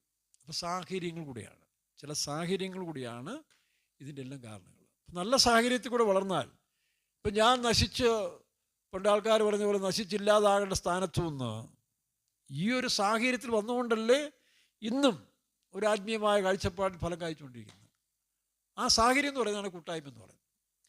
അപ്പോൾ അങ്ങനെ ഒരു നല്ല കൂട്ടായ്മ നമ്മൾ തിരഞ്ഞെടുത്തോണം. ഇപ്പം എനിക്ക് ആ കൂട്ടായ്മ കിട്ടി, ഞാനതുകൊണ്ട് കളയുന്നില്ല. പിന്നെ വ്യക്തികൾ, പണ്ടൊരിക്കൽ കാരയ്ക്ക് ജോസ് പറഞ്ഞ പോലെ, അച്ഛായ ഇവന്മാരാരും ശരിയല്ല, എന്നോട് പറയാം, ഇവന്മാരാരും ആരോ ഒരു പാസ്റ്റർ പിടിച്ച് ശരിക്കും വഴക്ക് പറഞ്ഞു, അവനെ ശാസിച്ച് വീട്ടിൽ പോടാന്നൊക്കെ പറഞ്ഞു, നീ ഇവിടെ കൊള്ളത്തില്ലെന്ന് പറഞ്ഞു, നീ ഏതോ സ്വതന്ത്ര ഗ്രൂപ്പിൽ നിന്ന് വന്നവനാ, ഇതുമായിട്ട് പറ്റത്തില്ലെന്ന് പറഞ്ഞു. അങ്ങനെ സക്കറിയാപ്പച്ചനാ പുള്ളിക്കാരനെ നടു റോഡിൽ ഇറക്കി വിട്ടു. ഒരു തലയണ എടുത്തില്ലെന്ന് പറഞ്ഞുകൊണ്ടാണ്. കൊച്ചുപദേശിയായിരിക്കുമ്പം അപ്പച്ചൻ്റെ തലയണയൊക്കെ മറന്നുപോയെന്ന് പറഞ്ഞുകൊണ്ട് നീ ഇതിനകത്ത് കുളത്തിൽ ഇറങ്ങിപ്പോടാന്ന് പറഞ്ഞു. വെന്നിച്ചായം പോലും ഞെട്ടിപ്പോയി. ഒന്നാമത് അവന് നമുക്കറിയാമല്ലോ, കാരക്ക ജോസിനെ അറിയാമല്ലോ, ഇറങ്ങിപ്പോടാന്ന് പറഞ്ഞ് അവൻ ആ ചാൻസ് നോക്കി പോയി എന്നുള്ളത്. എന്തോ അപ്പച്ചെ കാണിച്ചെന്ന് ചോദിച്ചാൽ ജോസ് ഇറങ്ങി, നടുവഴിയിൽ ഇറങ്ങി, പന്തളത്തെങ്ങാണ്ട് ഇറങ്ങി പോയി തലയെടുത്തുകൊണ്ട് വരാൻ പറഞ്ഞു. സാധനക്കാരൻ നിൽക്കുമോ പറ. പുള്ളി ഇറങ്ങിക്കഴിഞ്ഞപ്പം വെന്നിച്ചാനാകെ ഭാരപ്പെട്ടു. അപ്പച്ച അവൻ ഇല്ലടാ, അവനെ ഒന്ന് ടെസ്റ്റ് ചെയ്തതാണ്. അവൻ ഈ വേലയ്ക്ക് കൊള്ളാവോ ഇല്ലയോ എന്ന് അറിയാൻ വേണ്ടിയാണ് ഞാൻ ടെസ്റ്റ് ചെയ്തത്. അവൻ പോകത്തില്ല, നീ നോക്കിയോ, അവൻ പോകത്തില്ല. അവൻ കരഞ്ഞുകൊണ്ട് എവിടെയെങ്കിലും ഒരു ഫെയ്ത്ത് കയറി ഇരിക്കുന്നു. ആ പറഞ്ഞ പോലെ തന്നെ ചെങ്ങന്നൂർ ഫെയ്ത്ത് കയറി അവലാതി പറഞ്ഞപ്പോൾ അവിടുത്തെ പാസ്റ്റർ, ശരി നീ പോകണ്ട, ഞാൻ പാസ്റ്റർ വിളിച്ച് പറഞ്ഞോളാം. അങ്ങനെയാണ് ജോസ് സ്ഥിരപ്പെട്ടത്. ഇതുപോലുള്ള അപ്പോൾ എന്നോട് പറഞ്ഞപ്പോൾ ഞാൻ ഇവിടെ തന്നെപ്പോലെ എന്നെപ്പോലുള്ള തല്ലിപ്പുള്ളികളെല്ലാം തമ്പുരാൻ വിളിച്ചല്ല, കൊള്ളാവുന്നതല്ല ഇതിനകത്ത് വിളിച്ചിട്ടുണ്ട്. ഏതാ ജോസ് പറയുന്നത് അച്ചായ അവർ ശരിയല്ല. ഞാൻ പറഞ്ഞോളൂ, തന്നെപ്പോലെ എന്നെപ്പോലെയുള്ള സകല തല്ലിപ്പൊളികളെയാണ് തമ്പുരാൻ പിടിച്ചു കൊണ്ടുവന്നിരിക്കും. പിന്നെ ആരാരെ പറയാൻ? വന്ന് നന്നായിക്കോണം. ഇതിനകത്ത് വന്ന് നന്നാകേണ്ടവർ നന്നാകാം. ആ നന്നാകാൻ ഇഷ്ടപ്പെടാത്തവൻ ഇതിനകത്ത് ഏറ്റവും അതപ്പതിച്ച് പോവുകയും ചെയ്യും. അവൻ ഒന്നുകിൽ വില വിട്ട് പോകേണ്ടി വരും, അല്ലെങ്കിൽ എന്തെങ്കിലും കുഴപ്പടി കാണിച്ച് പൊക്കോളും. അതിനാർക്കാണ് നഷ്ടം? അതിന് ജീപ്പാസാണ് നഷ്ടപ്പെടുന്നത്. അവരൊക്കെ വളരെ ഉത്തരവ്. ഇപ്പോഴും ഞാൻ മദ്രാസിൽ പാസ്റ്റേഴ്സ് മീറ്റിങ്ങിന് പോയിട്ട് ഇവരൊക്കെ ആയിട്ട് വളരെ ചർച്ച ചെയ്തിട്ട് വന്നവരാണ്. എത്രയോ ഉത്തരവാദിത്വം, റെസ്റ്റ് ഇല്ലാതെ ഏതെല്ലാം ഭാഷക്കാരുടെ, ജാതിക്കാരുടെ ഏതെല്ലാം ഫുഡുകൾ കഴിച്ചിങ്ങനെ ഇറങ്ങി അടിച്ച് നടക്കുക. അപ്പോൾ അവരെ ആരും കുറ്റം പറയുന്നത് ദൈവം പോലും ക്ഷമിക്കുകയില്ല കേട്ടോ. അവരെല്ലാം പൂർണ്ണമായിട്ടും ഈ വേലയ്ക്ക് വേണ്ടി നെഞ്ചും നെറ്റിയും കൊടുത്ത് ജീവൻ അർപ്പിച്ച് കൊടുക്കുന്ന മനുഷ്യരാണ്. നിങ്ങൾക്ക് ഇവിടെ ഇരുന്നുകൊണ്ട് സോഷ്യൽ മീഡിയയിൽ കൂടെ ഏതെങ്കിലും പാർട്ടിയുടെ ബേസിലോ അല്ലെങ്കിൽ ജാതിയുടെ ബേസിലോ അല്ലെങ്കിൽ ഇൻഫീരിയോറിറ്റി കോംപ്ലക്സ് വെച്ചുകൊണ്ടൊക്കെ എഴുതിയാൽ അതൊക്കെ വലിയ തെറ്റുകളാണ്. ദൈവം ക്ഷമിച്ചു തരും. എന്നാലും മേലാൽ ഇങ്ങനെയുള്ള കാര്യങ്ങളൊന്നും നിങ്ങളാരും പറയാൻ ഇടയാകരുത്. പകരം അവർക്കൊണ്ട് പ്രാർത്ഥിക്കുക. ആരാ കറക്റ്റ്? നമ്മൾ 100% കറക്റ്റാണോ? നിങ്ങളുടെ മക്കൾ കറക്റ്റാണോ? നിൻ്റെ ഭാര്യ കറക്റ്റാണോ? എല്ലാവരും ഒന്ന് ഓപ്പൺ കൺഫെഷൻ നടക്കാമെങ്കിൽ ഇവിടെ അടിയുമ്പോഴും നടക്കും അല്ലേ? ഭാര്യ ഭർത്താവിനോട് ശരിക്കും ഒന്ന് കൺഫസ് ചെയ്യാമെങ്കിൽ നാളെ അവൾ വിട്ടിട്ട് പോകും. ഭാര്യ തിരിച്ചു പറഞ്ഞാൽ ചിലപ്പോൾ ഇവിടെ പലരും അറ്റാക്ക് വന്ന് മരിക്കേണ്ടി വരും. അങ്ങനെയൊക്കെ തന്നെ എല്ലാവരും. ചുരുക്കം പേർക്ക് മാത്രമേ പൂർണ്ണമായിട്ടും. പിന്നെ ഈ മിഷനിൽ കിടന്ന്, ഈ നുകത്തടിയിൽ കിടന്ന് മുമ്പോട്ട് പോകുമ്പോൾ, ഇപ്പം ഞാനൊക്കെ എത്രയോ മാറി, ഇനി കുറച്ചുകൂടെ മാറാനുണ്ട്. അതോടെ മാറിക്കഴിയുമ്പോൾ തമ്പുരാൻ പറയും പോരാൻ പറയും. ഏതാ ഈ ഷോറൂമിലേക്ക് കണ്ടിട്ടില്ലേ? ഞാൻ പണ്ട് നോയിഡയിലെ പോയ സമയത്ത്, നോയിഡായിരിക്കുന്ന സമയത്തിൽ അവിടുത്തെ മാരുതി കാറിൻ്റെ മാനുഫാക്ചറിങ് സെൻറ്ററിൽ കൊണ്ടുപോയി. നമ്മുടെ ഒരു വിശ്വാസിയുടെ വർക്ക് ചെയ്യുന്നുണ്ട്. നമ്മൾ കണ്ട് അതിശയിച്ചു, ഇതാണോ മാരുതി കാറായിട്ട് വരാൻ പോകുന്നത്? ചുമ്മാ പാട്ടയും തകിടും എല്ലാം കൊണ്ട് വെച്ചിങ്ങനെ ഈ സിനിമാ ഷൂട്ടിങ്ങിന് പോകുന്ന പോലാണ്. ഞാൻ രക്ഷിക്കപ്പെടുന്നതിന് മുമ്പ് എൻ്റെ ചെറുപ്പത്തിൽ ഞാൻ ഉദയ സ്റ്റുഡിയോയിൽ മിക്കവാറും പോകാറ്. കാരണം ഞാൻ പഠിച്ചിരിക്കുന്നതിൻ്റെ അടുത്താണ്. എനിക്കവിടെ കയറാനുള്ള പെർമിഷനുണ്ട്. അത് വലിയ ക്രെഡിറ്റാണ്. അവിടുത്തെ ഒരു പ്രധാന പുള്ളി ഞാനുമായിട്ടുള്ളവരെ ഒക്കെ കൊണ്ട് ഇടയ്ക്ക് ഷൂട്ടിങ്ങിനൊക്കെ പോകും. എന്നൊക്കെ പ്രേം നസീറിൻ്റെ കസേരയിൽ പോയി ഇങ്ങനെ പുറകിൽ നിന്ന് പിടിച്ചിട്ട് ഒരു ഫോട്ടോ ഒക്കെ എടുത്തുകൊണ്ട് പിള്ളേരെ കാണിക്കും. അതൊക്കെ വലിയ ക്രെഡിറ്റ് പോലെയാണ്. അതാ ആരെ കൊണ്ടെങ്കിലൊക്കെ ഫോട്ടോ എടുപ്പിച്ച് കോപ്പിയൊക്കെ എടുത്തുകൊണ്ട് വരും. അന്ന് അത്രയേ ഉള്ളായിരുന്നു. അപ്പോൾ ആ ഷൂട്ടിംഗ് എല്ലാം നമുക്ക് സിനിമ കാണാൻ തോന്നത്തില്ല. ഞാൻ രക്ഷിക്കപ്പെടുന്നതിന് മുമ്പാണ് കേട്ടോ. ഇത് വെച്ചുകൊണ്ട് ഭാഷ സിനിമ ആണെന്ന് പറഞ്ഞുകൊണ്ട് കയറി പോയി കാണാൻ എനിക്ക് ഒന്നുമില്ല. കാണാൻ നീ കാണാതിരിക്കും, നിൻ്റെ സൗകര്യം പോലെ ഇതോണം. ഭാഷയുടെ പേര് പറഞ്ഞേക്കരുത് കേട്ടോ. അതിൻ്റെ ഇഷ്ടം. അപ്പോൾ എന്ത് ചെയ്തു, അങ്ങനെ കണ്ടാൽ നമുക്ക് ഒരു ഇവിടെ കണ്ടില്ല. നമ്മുടെ ഫെയ്ത്തോയിൽ തൊട്ടടുത്തല്ലേ ഒരാഴ്ചത്തെ 2 ആഴ്ച ഷൂട്ടിംഗ് ആണെന്ന്. അപ്പോൾ എന്ന് പറഞ്ഞ പോലെ ഈ മാരുതിക്കാറിൻ്റെ പണി നടക്കുന്ന സമയത്ത് ഇതാണോ മാരുതിക്കാറെന്ന് ചോദിച്ചാൽ നമുക്ക് അത്ഭുതം തോന്നും. പക്ഷേ അതിൻ്റെ എല്ലാ പണിക്കുറ്റവും തീർത്ത് കുഷ്യൻസ് എല്ലാം വന്ന് പെയിൻറ്റും അടിച്ച് അതിൻ്റെ ഒരു ഇൻസ്പെക്ഷൻ മാനേജർ വന്ന് ചെക്ക്ഡ് ഓക്കെ അടിച്ചു കഴിഞ്ഞാൽ ഷോറൂമിലേക്ക് വരും. അപ്പോൾ ഇവിടെ നമ്മൾ അന്യോന്യം കണ്ടിട്ട് വിധി പറയാൻ പോകരുത്. ഈ പണി നടക്കുന്നേ ഉള്ളൂ. ഈ പണിയെല്ലാം കഴിഞ്ഞ് ഷോറൂമിൽ ചെല്ലൂടാ. യഹോവ സിയോനെ പണിത് മഹത്വത്തിൽ പ്രത്യക്ഷമാകുന്നൊരു സമയം. അത് യെരൂശലേമായാലും സിയോനായാലും ആ പണി കഴിയുമ്പോൾ അവിടെയാണ് നോക്കേണ്ടത്. ഇവിടെ വെച്ച് നോക്കുമ്പോൾ ചിലപ്പോൾ കൂടിയിരിക്കും, ചളങ്ങിയിരിക്കും. അതെല്ലാം മാറ്റി യഥാസ്ഥാനപ്പെടുന്നൊരു സമയമുണ്ട്.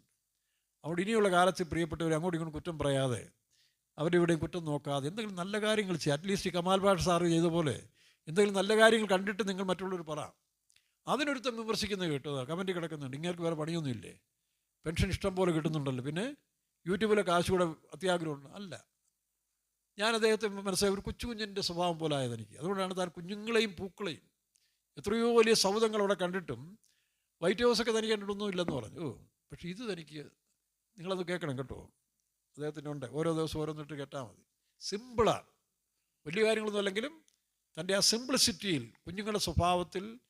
അതുകൊണ്ട് ഞാനൊരാട് ചോദിച്ചു, ഒരു പ്രധാനപ്പെട്ട വ്യക്തിയോട് ഞാൻ കഴിഞ്ഞ സംസാരിച്ചപ്പം അറിയാവുന്ന കമാൽ പാഷ സാറിന് അറിയാവുന്ന ഞാൻ ചോദിച്ചു, ഈ കമാൽ പാഷ സാർ എനിക്ക് തോന്നുന്നു യേശുവിൻ്റെ ശിഷ്യനാണെന്നാണ് തോന്നുന്നത് കേട്ടോ. അതേ യേശു ക്രിസ്തുവിൻ്റെ ശിഷ്യനാണെന്നാണ് എൻ്റെ ബോധ്യം. അതെന്താണെന്ന് ചോദിച്ചു. കാരണം യേശു കുഞ്ഞുങ്ങളെ വളരെ സ്നേഹിച്ചിരുന്നു. കുഞ്ഞുങ്ങളെ വളരെ സ്നേഹിച്ചവനായിരുന്നു യേശു. അപ്പോൾ അതേ ഒരു ആത്മാവ് കമാൽ പാഷയ്ക്ക് സാറിനും ഉണ്ട്. തന്നെ പ്രകൃതിയെ കർത്താവ് എന്ത് ചെയ്തു, താനൊരിക്കലും ഈ പറഞ്ഞ പോലെ വീടുകളിലും കൂടുകളിലും അധികം താമസിച്ചായിട്ട് അറിയത്തില്ല. മലകളിലും കാടുകളിലും ഇതുപോലെ അരുവിയിടത്തിലും പനിനീർ പുഷ്പമുള്ളിടത്തുമൊക്കെയാണ് തൻ്റെ. അതുകൊണ്ടാണ് തന്നെയും പുഷ്പങ്ങളായിട്ട് ഇങ്ങനെ ചിത്രീകരിക്കാൻ തുടങ്ങിയത്. എത്രയോ പുഷ്പങ്ങളുടെ പേര് പര്യായമായിട്ട് യേശുവിനെ പറ്റി പറയാറുണ്ട്. അപ്പോൾ അതുകൊണ്ട് പ്രിയരെ, നമ്മൾ ഈ പറഞ്ഞ പോലെ ഈ ദുഷ്ട സ്വഭാവങ്ങളെല്ലാം മാറി നല്ല മനുഷ്യർ, നിങ്ങൾ ഈ പിള്ളേർ സെറ്റാണെങ്കിൽ യൂട്യൂബൊക്കെ നോക്കി ഇതുപോലുള്ള കാര്യങ്ങൾ എടുക്കുക. ചുമ്മാ അവൻ ചാടിയതും 5 അടി നീളമുള്ള ഹീറോ ഏതാ, അവനേക്കാൾ വലിയൊരു വടിവാളും കൊണ്ട് വന്ന് 50 പേരെ ഒറ്റ വെട്ട്. ഊതിയാ വീഴുന്നവനവൻ. ഏതാ പ്രത്യേകിച്ച് തമിഴ് സിനിമയിലൊക്കെ കാണും. ഊതിയാ വീഴുന്ന പാർട്ടികളാണ്. പക്ഷേ അവനൊരു വെട്ടുകത്തി, അവനേക്കാൾ നിങ്ങളുള്ള വെട്ടുകത്തി എടുത്തുകൊണ്ട് വന്ന് 50 പേരെ വെട്ടിക്കൊടുക്കുകയാണെങ്കിൽ ഇവിടെ കിടന്ന് തുള്ളലാണ്, ചാട്ടും തുള്ളലും. പിന്നെ ഇങ്ങനെ പാട്ട് പാടി വികാരങ്ങൾ ഉണർത്തുമ്പോൾ ഇവനൊക്കെ പുറകെ പോവുക. പിന്നെ പോയി പാപത്തിൽ വീഴുക. പിന്നെ ഈ വികാരം കെട്ട് കഴിയുമ്പോൾ എന്ത് പറയുന്നു? ഓ, അവനെന്നെ പീഡിപ്പിച്ചു, ഇവനെന്നെ പീഡിപ്പിച്ചു. ഇപ്പോൾ ഒരുത്തം ജയിലിൽ കിടക്കുകയല്ലേ, വേറൊരുത്തൻ ജയിലിൽ പോകാൻ ഒരുങ്ങിയിരിക്കുന്നു. വളരെ സൂക്ഷിക്കണം കേട്ടോ. ഞാൻ പച്ച മലയാളത്തിൽ പറയാം, ഈ പെണ്ണുങ്ങളുമായിട്ടുള്ള ഇടപാട് ഇവിടുമാരി ചില പുള്ളികൾ ഭയങ്കര ആസാമികളാണ്. മനസ്സിലാവുന്നു? ഇപ്പോൾ രാഹുലിനൊക്കെ പറ്റിയതല്ലേ, ആരോടെങ്കിലും ഒരാൾ ഫ്രണ്ട്ഷിപ്പ് വെക്കും, അവർ വിചാരിക്കും എന്നെ മാത്രമാണെന്ന് വിചാരിക്കും. അവൻ പൊതുവാളല്ലേ അല്ലേ, അവൻ പബ്ലിക് ആളായതുകൊണ്ട് കാണുന്നവരോടൊക്കെ മിങ്കിൾ ചെയ്യാൻ തുടങ്ങി, പറയാൻ തുടങ്ങി. അപ്പോൾ ഇവളുമാർ വിചാരിച്ചു എന്നെ മാത്രമേ ഉള്ളെന്ന കാര്യം. എടാ, അപ്പോൾ വേർത്തിയോടുണ്ടെന്ന് പറഞ്ഞപ്പോൾ ഇവളുമാരുടെ സ്വഭാവം ഉടനെ മാലാഹയാകും. ചില പെണ്ണുങ്ങളുടെ സ്വഭാവം ഉടനെ മാലാഹ. അയ്യോ, കന്യാമറിയത്തേക്കാൾ പരിശുദ്ധം പറയുകയും ചെയ്യും. അതുകൊണ്ട് എൻ്റെ പ്രിയപ്പെട്ട പൊന്നു സഹോദരന്മാരെ, പൗലോസ് അപ്പോസ്തലൻ പറയുന്നൊരു വാക്ക് വളരെ പൊതുവായ കാര്യങ്ങളിൽ ഇടപെടാനും പൊതുസമൂഹത്തിന് നീ നന്മയുള്ളവനായി തീരണമെങ്കിൽ അതിനാദ്യം ചെയ്യേണ്ടത് സർവശക്തനായ ദൈവത്തിൽ വിശ്വാസം വെച്ച് ദൈവമായുള്ള ബന്ധമാണ്. പിന്നെ സ്ത്രീയെ തൊടരുത്. സ്ത്രീയെ തൊടാതിരിക്കാമെങ്കിൽ ഒരുപാട് കാര്യങ്ങൾ ചെയ്യാം. ഞാൻ പറഞ്ഞ പൊതു നന്മയ്ക്ക് വേണ്ടി അല്ല, കല്യാണം ചെയ്ത് വിവാഹം കഴിച്ച് പിള്ളേർ ആ കാര്യങ്ങൾ വേണമല്ലോ, അത് വേണം. പക്ഷെ ഒരു പൊതുപ്രവർത്തകനായി തീരണമെങ്കിൽ ഏറ്റവും നല്ലത്, അപ്പം അതുകൊണ്ട് മോദിജി, രാഹുൽ ഗാന്ധിയൊക്കെ എന്ത് ചെയ്യുന്നു? കൂടുതൽ രാഷ്ട്രത്തിന് വേണ്ടി അർപ്പണം ചെയ്ത് പ്രവർത്തിക്കാൻ കഴിയുന്നു. അല്ലാത്തൊരു വിവാഹം കഴിക്കട്ടെ, അത് വേണമല്ലോ. അപ്പോൾ ഏറ്റവും സത്യമാണ്, നല്ല കാര്യങ്ങൾ ചെയ്യുവാനും പൊതുപ്രവർത്തനം ചെയ്യാനും ആഗ്രഹിക്കുന്നവർ നിങ്ങൾ എന്ത് ചെയ്യരുത്? ഒന്ന്, സർവശക്തനായ ദൈവമായൊരു വലിയ ബന്ധം വേണം. 2, സ്ത്രീയെ തുടരുത്. കാരണം പെട്ടെന്ന് ഇവരുടെ സ്വഭാവം മാറും. എന്തെല്ലാം അവർക്ക് വേറൊരാളെ കൂടെ നമ്മൾ സംസാരിക്കുന്നത് കേട്ടാൽ സഹിക്കാനൊക്കത്തില്ല, പിന്നെ തീർന്നു. ഉടനെ ഭയങ്കര പരിശുദ്ധപാട്ടികളാകും. പിന്നെ ഈ പറഞ്ഞ പോലെ എന്നിട്ടെന്തോ എനിക്ക് കുഴപ്പമൊന്നുമില്ല, രാഹുലിൻ്റെ വിഷയത്തിൽ എനിക്ക് കുഴപ്പമൊന്നുമില്ല. പിന്നെ ആർക്കടി നിനക്ക് കുഴപ്പമില്ല, നീ വീട്ടിൽ പോയി നിന്നാൽ പോരെ. അതെനിക്ക് കുഴപ്പമൊന്നുമില്ല, അവക്കാ അന്നും അല്ല. ഇവിടുമാരെല്ലാം ധരിച്ചെന്നറിയാവോ? ഓ, അവനിനി എനിക്ക് സ്വന്തമാകും, കല്യാണം കഴിയും. അവൻ പൊതുപ്രവർത്തനം കണ്ടവരെല്ലാം സംസാരിക്കും, ബോഡി വിളിക്കുകയൊക്കെ ചെയ്ത് ചാറ്റ് ചെയ്ത് പോന്നു. അവസാനം പെൺപിണ്ണുങ്ങൾ വീട്ടിലായി. അവൾമാർ വൈരാഗ്യം. പെണ്ണിൻ്റെ പകയെന്ന് പറഞ്ഞാൽ ആനപ്പക പോലെ കേട്ടോ, സ്ത്രീകളുടെ അല്ല, പെണ്ണുങ്ങളെ സൂക്ഷിച്ചോണം. പയ്യന്മാരെ, ക്ലാസ്സിലൊക്കെ പോകുമ്പം പെണ്ണുങ്ങൾ ഐസ്ക്രീം വാങ്ങിച്ചാടാ മോനെ, നിൻ്റെ ഐസ്ക്രീം നിന്നിട്ട് നിനക്ക് ടാപ്പ് വെക്കുകയും ചെയ്യും കേട്ടോ. സൂക്ഷിച്ചു. ഇവളുമാർക്ക് അത് വിഷയമൊന്നുമല്ല. ആപ്പിൾ അതും തിന്നുന്നത്. അതിനുശേഷം അപ്പുറത്ത് പോയി നാളെ അതിനേക്കാൾ കസാട്ട വാങ്ങിച്ച് കൊടുക്കുന്നവനെ പോയി അത് വാങ്ങിച്ച് കഴിക്കും. അപ്പം നീ ഇവിടെ വാങ്ങി പിടിച്ചിരിക്കും, അയ്യോ എന്നെ വഞ്ചിച്ചു, പിന്നെ പെട്രോൾ എടുത്തുകൊണ്ട് പോകേണ്ടി വരും. ഈ ഗതികേടൊന്നും പോകാതെ മര്യാദയ്ക്ക് ജീവിച്ചോണം കേട്ടോ. മനസ്സിലായോ? കുനിഞ്ഞിരിക്കുകയല്ല അമ്മ. അതുകൊണ്ട് പിള്ളേർ മോശമാണെന്നല്ല, പഴയ പെൺപിള്ളേരല്ല, പണ്ടത്തെ പെണ്ണുങ്ങളെ അനുഭവിച്ച കഷ്ടങ്ങൾ, അതിന് തിരിച്ചടിയാവന്മാർ. മനസ്സിലാവുന്നു? അതിന് തിരിച്ചടിയാണ് അവർ കൊടുക്കുന്നത്. പണ്ട് ഈ പറഞ്ഞില്ലേ, ഈ നമ്മുടെ സാധാരണ ഒരു കൂട്ടരയിൽ അത് ആക്രമിച്ച് അല്ലെങ്കിൽ അടിമപ്പെടുത്തി ജീവിച്ച ചിലരിപ്പം കസേരയിൽ കയറി കഴിയുമ്പോൾ അവരാദ്യം ചെയ്യുന്നത് എന്താ? അന്ന് അടിമപ്പെടുത്തിയവനെയൊക്കെ ഇന്ന് വട്ടം ചുറ്റിക്കുക. ഒരു പേപ്പർ സഹായിക്കാൻ ചെന്നാൽ എന്തു ചെയ്യും? 10 പ്രാവശ്യം നടത്തുക, അല്ലയോ? 10 എല്ലാവരും ഒന്നുമല്ല, ഒരു കൂട്ടർ. കാരണം അവൻ്റെ മനസ്സ് ഇതാ കിടക്കുന്നത്, എന്നെ അടിമപ്പെടുത്തി, അതുകൊണ്ട് ഇവനിട്ട് പണി കൊടുക്കണം. പലയിടത്തും സംഭവിക്കുന്ന കാര്യമാണ്. ഞാൻ മാവേലിക്കൽ ഇരിക്കുന്ന സമയത്ത് ഒരു പട്ടാളക്കാരൻ, അതും അതിർത്തിയിൽ നിന്ന് ഭയങ്കര ഒരു യുദ്ധത്തിൽ നേരിട്ട മനുഷ്യനാണ്, പ്രസിഡൻറ്റിൻ്റെ അവാർഡ് കിട്ടി. കാരണം പുള്ളിക്കാരനെ ഒരു പ്ലെയിൻ, ചെറിയൊരു വാർ പ്ലെയിനെ ഒരു ചില്ല് പൊട്ടിപ്പോയി. അപ്പോൾ ഈ മനുഷ്യൻ്റെ കയ്യിൽ ഈ പറഞ്ഞ പോലെ ഗ്ലാസ് കട്ട് ചെയ്യുന്ന കട്ടറുണ്ടായിരുന്നു. കാരണം ട്രഡീഷണലായിട്ട് ഒരു കണ്ണാടി കടകത്തെയാണ്. പുള്ളി ഒരു സ്ഥലത്ത് പോയി വാങ്ങിച്ചതിട്ട് ഒട്ടിച്ചെങ്ങനെയോ പ്ലാൻ ക്യാമ്പിലേക്ക് കൊണ്ടുവന്നു. പ്രസിഡൻറ്റിന് അവാർഡ് കൊടുത്തു. ആ മനുഷ്യൻ അതിന് കാവലും കഴിഞ്ഞ് തിരിച്ചു വരുന്ന സമയത്ത് ഇവിടെ വരുമ്പോഴേ പെൻഷൻകാർ തരാൻ വേണ്ടി മാവേലിക്കര മുനിസിപ്പാലിറ്റിയിൽ കയറി ഇറങ്ങി. അപ്പോൾ ഈ പറഞ്ഞ പോലെ പ്രതികാരം നടത്തുന്ന ഒരു സഹോദരൻ അവിടെ ഇരിക്കുന്നത്, ചുമ്മാ നടത്തുക, അത് കൊണ്ടുപോവാ, ഇത് കൊണ്ടുപോവാ, പിന്നെന്ത് ചെയ്യണം, പോക്കുവരത്തിൻ്റെ അത് ചത്തുപോയില്ലേ, അതൊന്നും പറഞ്ഞ കാര്യമില്ല, ചത്തവരെന്നാലും കൊണ്ടുവരണം, ശരി അടുത്ത ആഴ്ച കൊണ്ടുവരാമെന്ന് പറഞ്ഞു. ഇയാളാണെങ്കിൽ ഈ പട്ടാളക്കാരൻ ഭയങ്കര തടിമാനാണ്. പുള്ളി നമ്മുടെ വിശ്വാസത്തിന് മോനാണെങ്കിലും വിശ്വാസമൊക്കെ ആയി വരുന്നേ ഉള്ളൂ. ഇവൻ രണ്ടും കൽപ്പിച്ചു. പ്രസിഡന്റ് കൊടുത്ത ഫോട്ടോസൊക്കെ എടുത്തുകൊണ്ട് നേരെ ചെന്നു. പ്രസിഡൻറ്റിൻ്റെ ഫോട്ടോയാണ്, അവാർഡ് കൊടുത്തിട്ടുണ്ട്. അപ്പോൾ നീ പറഞ്ഞില്ലേ ഇന്നലെ ചത്തുപോയവൻ്റെ ഫോട്ടോ ആണ്. ആ പ്രസിഡന്റ് മരിച്ചുപോയി, ഇതാ ഫോട്ടോ എന്ന് പറഞ്ഞു. അവന് ദേഷ്യം വന്നു. അവൻ ഈയിടെ വേണ്ടാത്തൊരു ഈ പട്ടാളക്കാരൻ എന്തെന്ന് പറയും, ആ കസേരയോട് കൂടി പിടിച്ചെടുത്ത് പൊക്കി 3 ഇടി ഇടിച്ചിട്ട് ഒരു 5-6 ചവിട്ടും ചടിച്ച് പപ്പട പരുവാക്കി മാറ്റി. ഉടനെ എന്ത് ചെയ്തു, ഇയാളിങ്ങോട്ട് ഇറങ്ങിയപ്പോൾ അവിടുത്തെ ചില ഉദ്യോഗസ്ഥന്മാരും ക്ലാർക്കും എൻ്റെ പൊന്നു സാറേ, ഞങ്ങൾ പൊറുതി മുട്ടി ഇവൻ്റെ തോന്നിവാസം കൊണ്ട്, ഏതായാലും സാറ് നല്ല കാര്യം ചെയ്തല്ലോ എന്ന് പറഞ്ഞ് നീ കൊണ്ട് കേസ് കൊടുക്കണമെന്ന് പറഞ്ഞു. പട്ടാളക്കാരനല്ലേ, പ്രസിഡൻറ്റിൻ്റെ അവാർഡ് കിട്ടിയ മനുഷ്യനാണ്. എന്ത് ചെയ്യും? അപ്പോൾ ഇങ്ങനൊന്നും ചെയ്യരുത്. പ്രതികാര ചിന്താഗതി പെണ്ണുങ്ങൾക്കായാലും ശരി, ഉയർന്നവനായാലും താഴ്ന്നവനായാലും ഈ ആത്മാവ് കളഞ്ഞില്ലെങ്കിൽ ഗതി പിടിക്കത്തില്ല. അതെല്ലാം കഴിഞ്ഞു പോയി, പഴയതെല്ലാം മാറിപ്പോയി. ഞാൻ ഈ പെന്തിക്കോസ് മിഷൻ ഒന്ന് എന്തെല്ലാം പ്രശ്നം നേരിട്ടു, ഇവിടെ ഒന്നും നേരിട്ടില്ലേ? അതുകൊണ്ട് വിട്ടുപോവുകയാണ്. അതുകൊണ്ട് അവരുടെ എതിരായി നിൽക്കുകയാണ്. ഈ സമൂഹത്തിൽ നിന്ന് വലിയ വലിയ ആളെന്ന് പറയുന്നവരായി നമുക്ക് എന്തുമാത്രം ചവിട്ട് തരാൻ നോക്കിയില്ലേ? തിരുവല്ലക്കാരിലെ ഒരു വിശ്വാസികൾ പറയും, ചെറിയാങ്കുഞ്ഞിനെ നിങ്ങൾ ചവിട്ടും തോറും അത് പൊങ്ങി പൊങ്ങി വരുമെന്ന്. അപ്പോൾ അതതിൻ്റെ സുഖം മനസ്സിലാകുന്നു. അതിന് പകരം പ്രതികാരം തീർക്കുക കേട്ടോ. പെൺകുട്ടികളെ സൂക്ഷിച്ചോണം. ആവശ്യമില്ലാത്ത കാര്യത്തിന് പോയി ഐസ്ക്രീം വാങ്ങിച്ചിട്ട് അടുത്ത കസാട്ട കാണിക്കുമ്പോൾ ചാടിപ്പോരുത്. എന്നിട്ട് ഇവൻ്റെ ഐസ്ക്രീം നിന്നിട്ട് അവനെ വഴിയാധാരമാക്കുക. അവൻ വിചാരിക്കുന്നു എന്നോടുള്ള ഭയങ്കര സ്നേഹമാണ്, മുടിഞ്ഞ സ്നേഹം. തമിഴിലെ മുടിഞ്ഞല്ല, അല്ല മലയാളത്തിൽ മുടിഞ്ഞല്ല, തമിഴിൽ കേട്ടോ. അവിടെ സൂക്ഷിച്ചോണം. പഠിക്കേണ്ട സമയത്ത് പഠിക്കണം, പ്രാർത്ഥിക്കേണ്ട സമയത്ത് പ്രാർത്ഥിക്കണം, അവനവൻ്റെ കാര്യം നോക്കും. പൗലോസ് പറഞ്ഞ വാക്യം കറക്റ്റാണ്.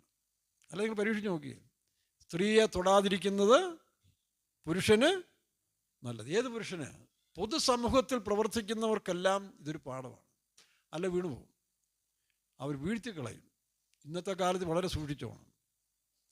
ഇപ്പോൾ രാഹുൽ MLA ആകുന്നതിന് മുമ്പ് പാവം സോഷ്യൽ മെൻറ്റാലിറ്റിയിൽ ഒരുപാടെണ്ണത്തിന് പോയി ചാറ്റ് ചെയ്യും, അല്ലെങ്കിൽ ഈ പറഞ്ഞ പോലെ സംസാരിക്കുമ്പോൾ. അപ്പോൾ അവർ വിചാരിച്ചു രാഹുൽ എൻ്റെ ഭർത്താവായിട്ട് വരും. തെണ്ട്ര വന്നപ്പോൾ 1, 2, 3, 4 അപ്പോൾ തെണ്ട്ര പരിശുദ്ധം പറയാൻ തുടങ്ങി. ഇതൊക്കെ വളരെ സൂക്ഷിച്ചോണം കേട്ടോ. അതുകൊണ്ട് വളരെ നന്നായി പൊക്കോണം. സമൂഹത്തിന് എന്തെങ്കിലും ഫലം കായ്ക്കുന്നവരായി തീരണം. ചതിച്ചു കളയും. പണ്ടത്തെ കാലം പോലൊന്നുമല്ല. തിരിച്ചില്ലെന്നല്ല, ഉണ്ട്, എന്നാലും സംഗതി മാറിപ്പോയി. എല്ലാം പ്രതികാരത്തിൻ്റെ കാലമാണ്. പഴയ പക വീട്ടുന്നൊരു കാലം കൂടിയാണ്.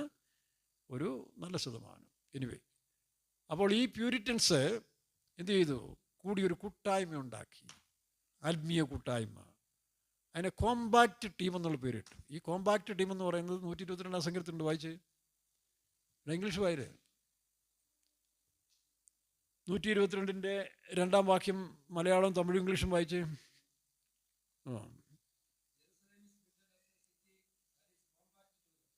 Compact with our.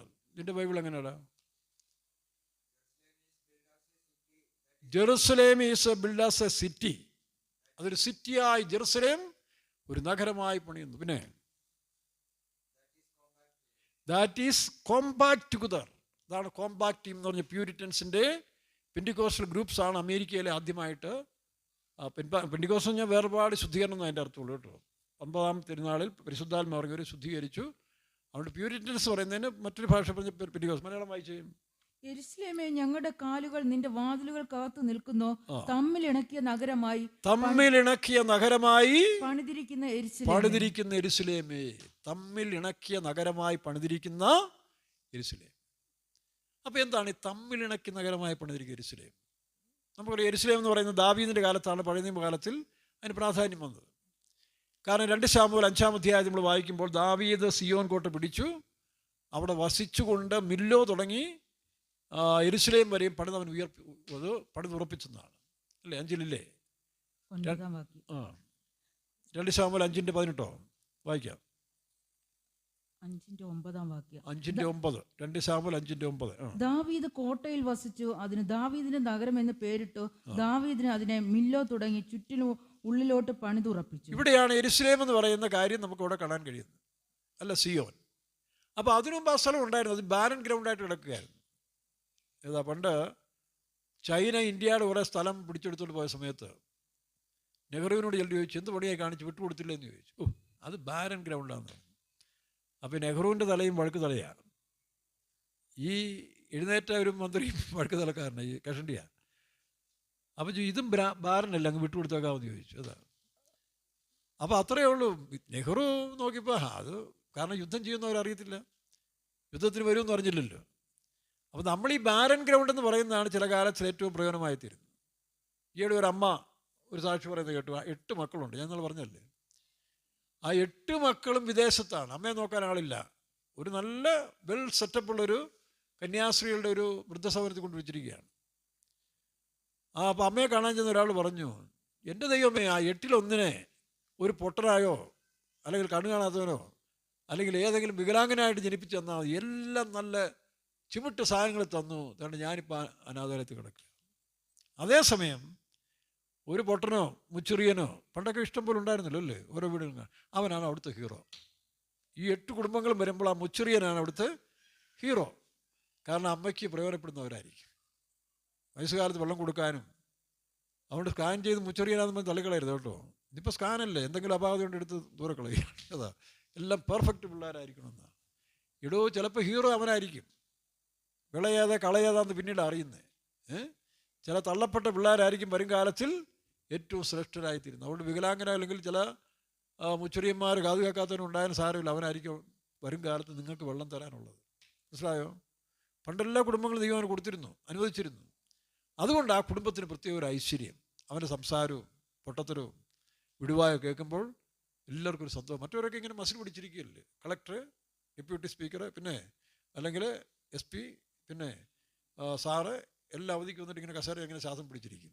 യവനോ all in ഓളായിട്ട് hero ആയിട്ട് നടക്കും. അങ്ങനെയുള്ള പണ്ട് കുടുംബങ്ങളൊക്കെ ഉണ്ടായിരുന്നു. അപ്പോൾ അതുകൊണ്ട് ഈ പറഞ്ഞ പോലെ നമ്മുടെ ജീവിതത്തിൽ ശരിയായ കൂട്ടായ്മ ദൈവത്തോട് നമ്മളുണ്ടാകണം. അതാണ് തമ്മിലിണക്കിയ നഗരം. അപ്പോൾ ഈ ദാവീദ് അവിടെ വസിച്ചിരുന്നു. അതുകൊണ്ട് അത് പണിതുറപ്പിച്ച് ഇവിടെയാണ് യെരുശലേമും സിയോനും ആകുന്നത്. പക്ഷേ ആത്മീയമായ സിയോനുണ്ട്, സ്വർഗീയ സിയോൻ. അതാണ് എബ്രായ ലേഖനം 12-ാം അധ്യായത്തിൽ വായിക്കുമ്പോൾ, പിന്നെയോ നാം സ്വർഗീയ സീനും യെരുശലേമിനും അരികെ വന്നിരിക്കുകയാണ്, ആദ്യജാതന്മാരുടെ സഭയായി വന്നിരിക്കുകയാണ്. വായിക്കാം 12:13. പിന്നെയോ നാം ജീവനുള്ള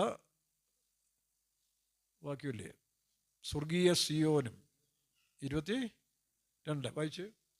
പിന്നെയോ സിയോൻ പർവ്വതത്തിനും ജീവനുള്ള ദൈവത്തിന്റെ നഗരമായ, പിന്നെയോ സിയോൻ പർവ്വതത്തിനും ജീവനുള്ള ദൈവത്തിന്റെ നഗരമായ സ്വർഗീയ യെരുശലേമിനും സ്വർഗീയ യെരുശലേമിനും അനേകായിരം ദൂതന്മാരുടെ സർവ്വസംഘത്തിനും. അപ്പോൾ പ്രിയരെ, അത് ചെറിയ കാര്യങ്ങളല്ല. അപ്പോൾ ഈ യെരുശലേം എന്ന് പറയുന്ന നഗരം തമ്മിലിണക്കിയ നഗരമാണ്. എങ്ങനെ തമ്മിലിണക്കിയെന്ന് ചോദിച്ചാൽ പിന്നെ പറയാം. അപ്പോൾ അത് ഇസ്രായേലിലെ ഈ യെരുശലേമിന് ചുറ്റും ഇന്നും എന്തില്ല, മതിലില്ലാത്ത നഗരമാണ്. പർവ്വതങ്ങൾ ചുറ്റി നിൽക്കുകയാണ്. പർവ്വതങ്ങൾ ചുറ്റി നിൽക്കും ശാലേസാമം കാത്തല്ലോ നീഞ്ചന.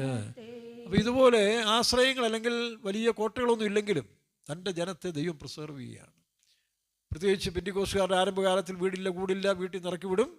പക്ഷെ അവർ വളർന്നില്ലേ, ദൈവം തന്നെ അവരുടെ കോട്ടയും സങ്കേതവുമായി തീരുകയാണ്. അതാണ് നമ്മുടെ ബലം.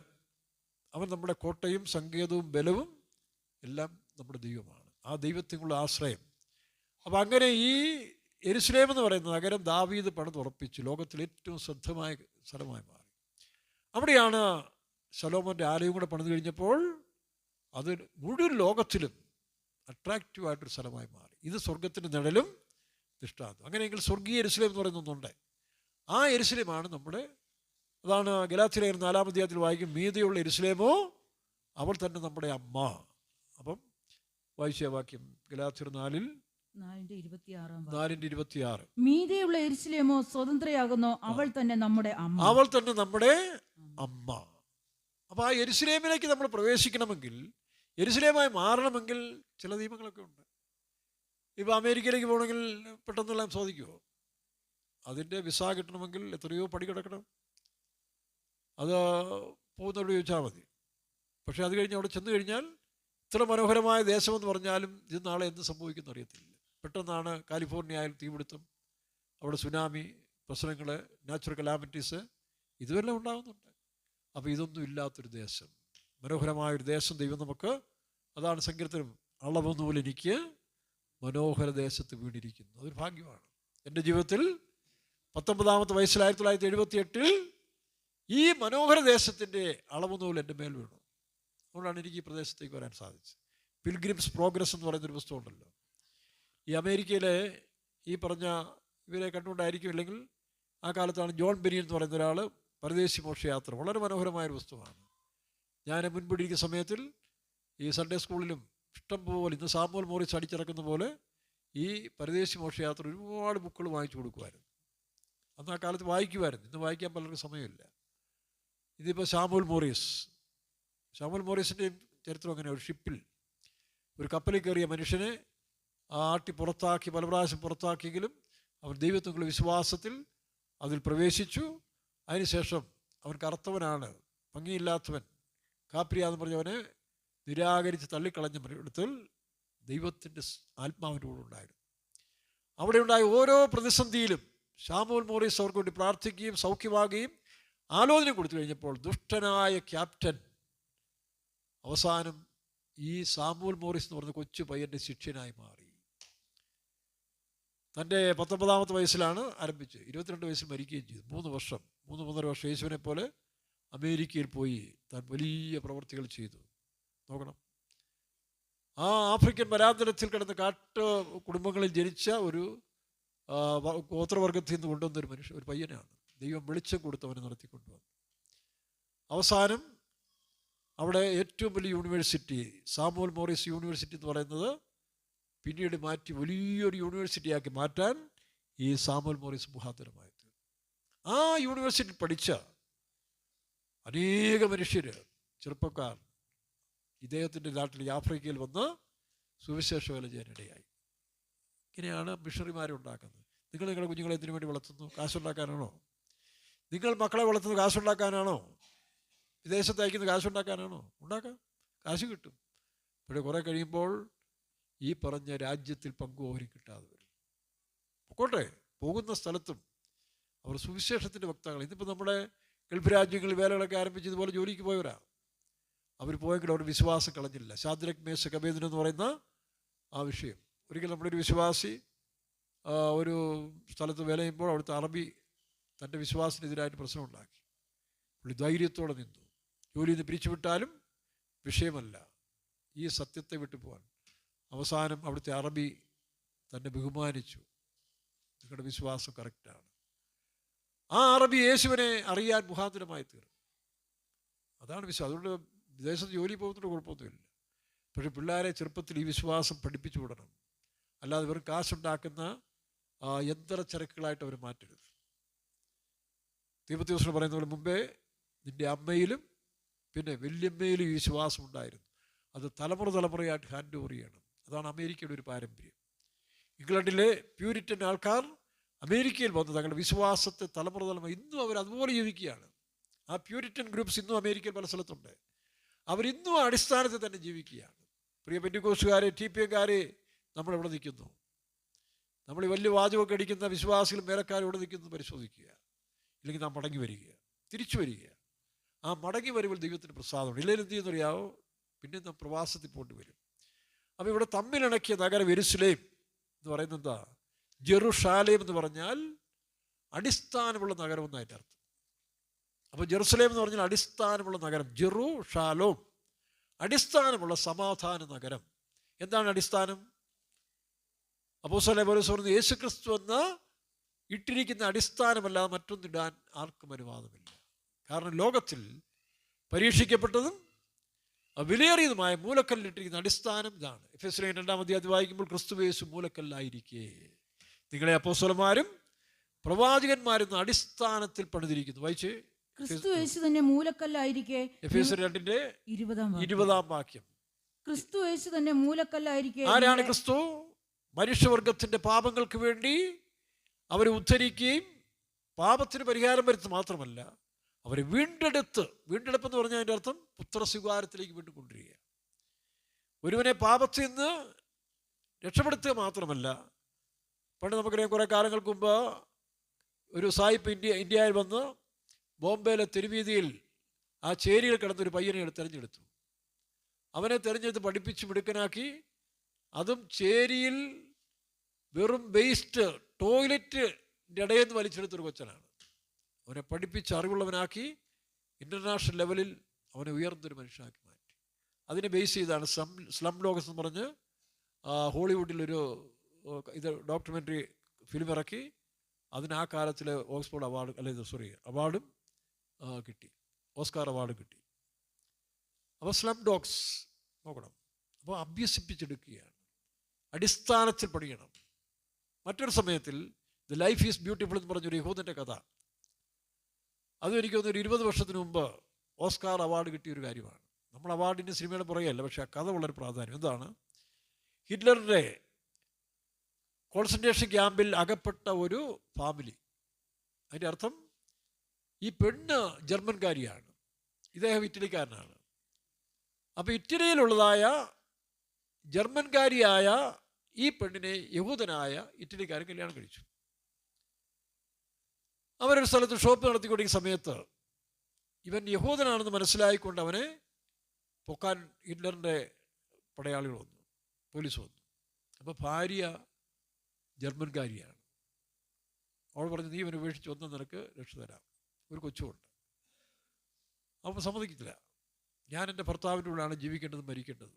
അങ്ങനെ എല്ലാത്തിനെയും കൊണ്ടുപോയി മറ്റൊരു വനിതാ സെല്ലിലച്ചു. ഇവള് ഈ അപ്പൻ്റെ കൂടെ മകൻ കൊച്ചു പയ്യനാണ്. അപ്പോൾ ഈ അപ്പൻ എന്ത് ചെയ്യുന്നറിയാവോ, ഈ കൊച്ചു പയ്യനോട് ഒരു വാഗ്ദത്ത ദേശത്തെക്കുറിച്ചുള്ള കാര്യങ്ങളാണ് പറയുന്നത്. അപ്പോൾ അങ്ങനെ ഒരു ദേശത്തിലേക്ക് നമ്മൾ പ്രവേശിക്കുന്നതിന് മുമ്പ് നമ്മളൊരു ട്രെയിനിങ് എടുക്കാൻ പോകാമെന്നാണ് ഈ കോൺസെൻട്രേഷൻ ക്യാമ്പിൽ പോകുന്ന വ്യാഖ്യാനിച്ചിരിക്കുന്നത്. നോക്കണം, മകൻ്റെ മനസ്സ് പതറിച്ചില്ല.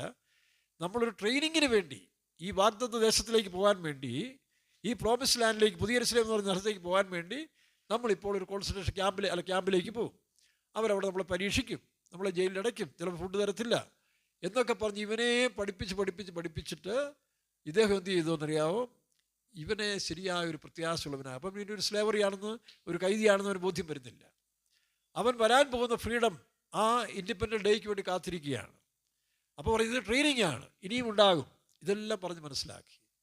അവസാനം ഈ ക്യാമ്പിലുള്ളവരെ കോൺസെൻട്രേഷൻ ക്യാമ്പിൽ കൊണ്ടുപോയി കൊല്ലാൻ തീരുമാനിക്കുന്ന ദിവസം നോക്കണം, ഈ പയ്യനെ ഒരു ഇലക്ട്രിസിറ്റിയുടെ ഒരു ബോക്സ്, നമ്മൾ ഈ ഫയർ ബോക്സ് പോലത്തെ അല്ലെങ്കിൽ ഇലക്ട്രിസിറ്റിയൊക്കെ വയ്ക്കുന്ന ആ ബോക്സ് പോലത്തെ ഒരു ബോക്സിനകത്ത് കൊണ്ട് ഈ പയ്യനെ അടച്ചു നിർത്തി.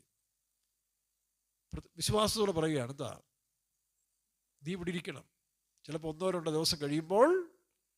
അപ്പോൾ ഇവർ ഈ ടാങ്ക് ഭയങ്കര ഇഷ്ടമാണ്. ഏതാ പാറ്റൻ ടാങ്ക്, ചെറുപ്പം മുതലേ കണ്ടു, വലിയ സന്തോഷമാണ്. അതിൻ്റെ മോഡലൊക്കെ വാങ്ങിച്ചു കൊടുത്തിട്ടുണ്ട്.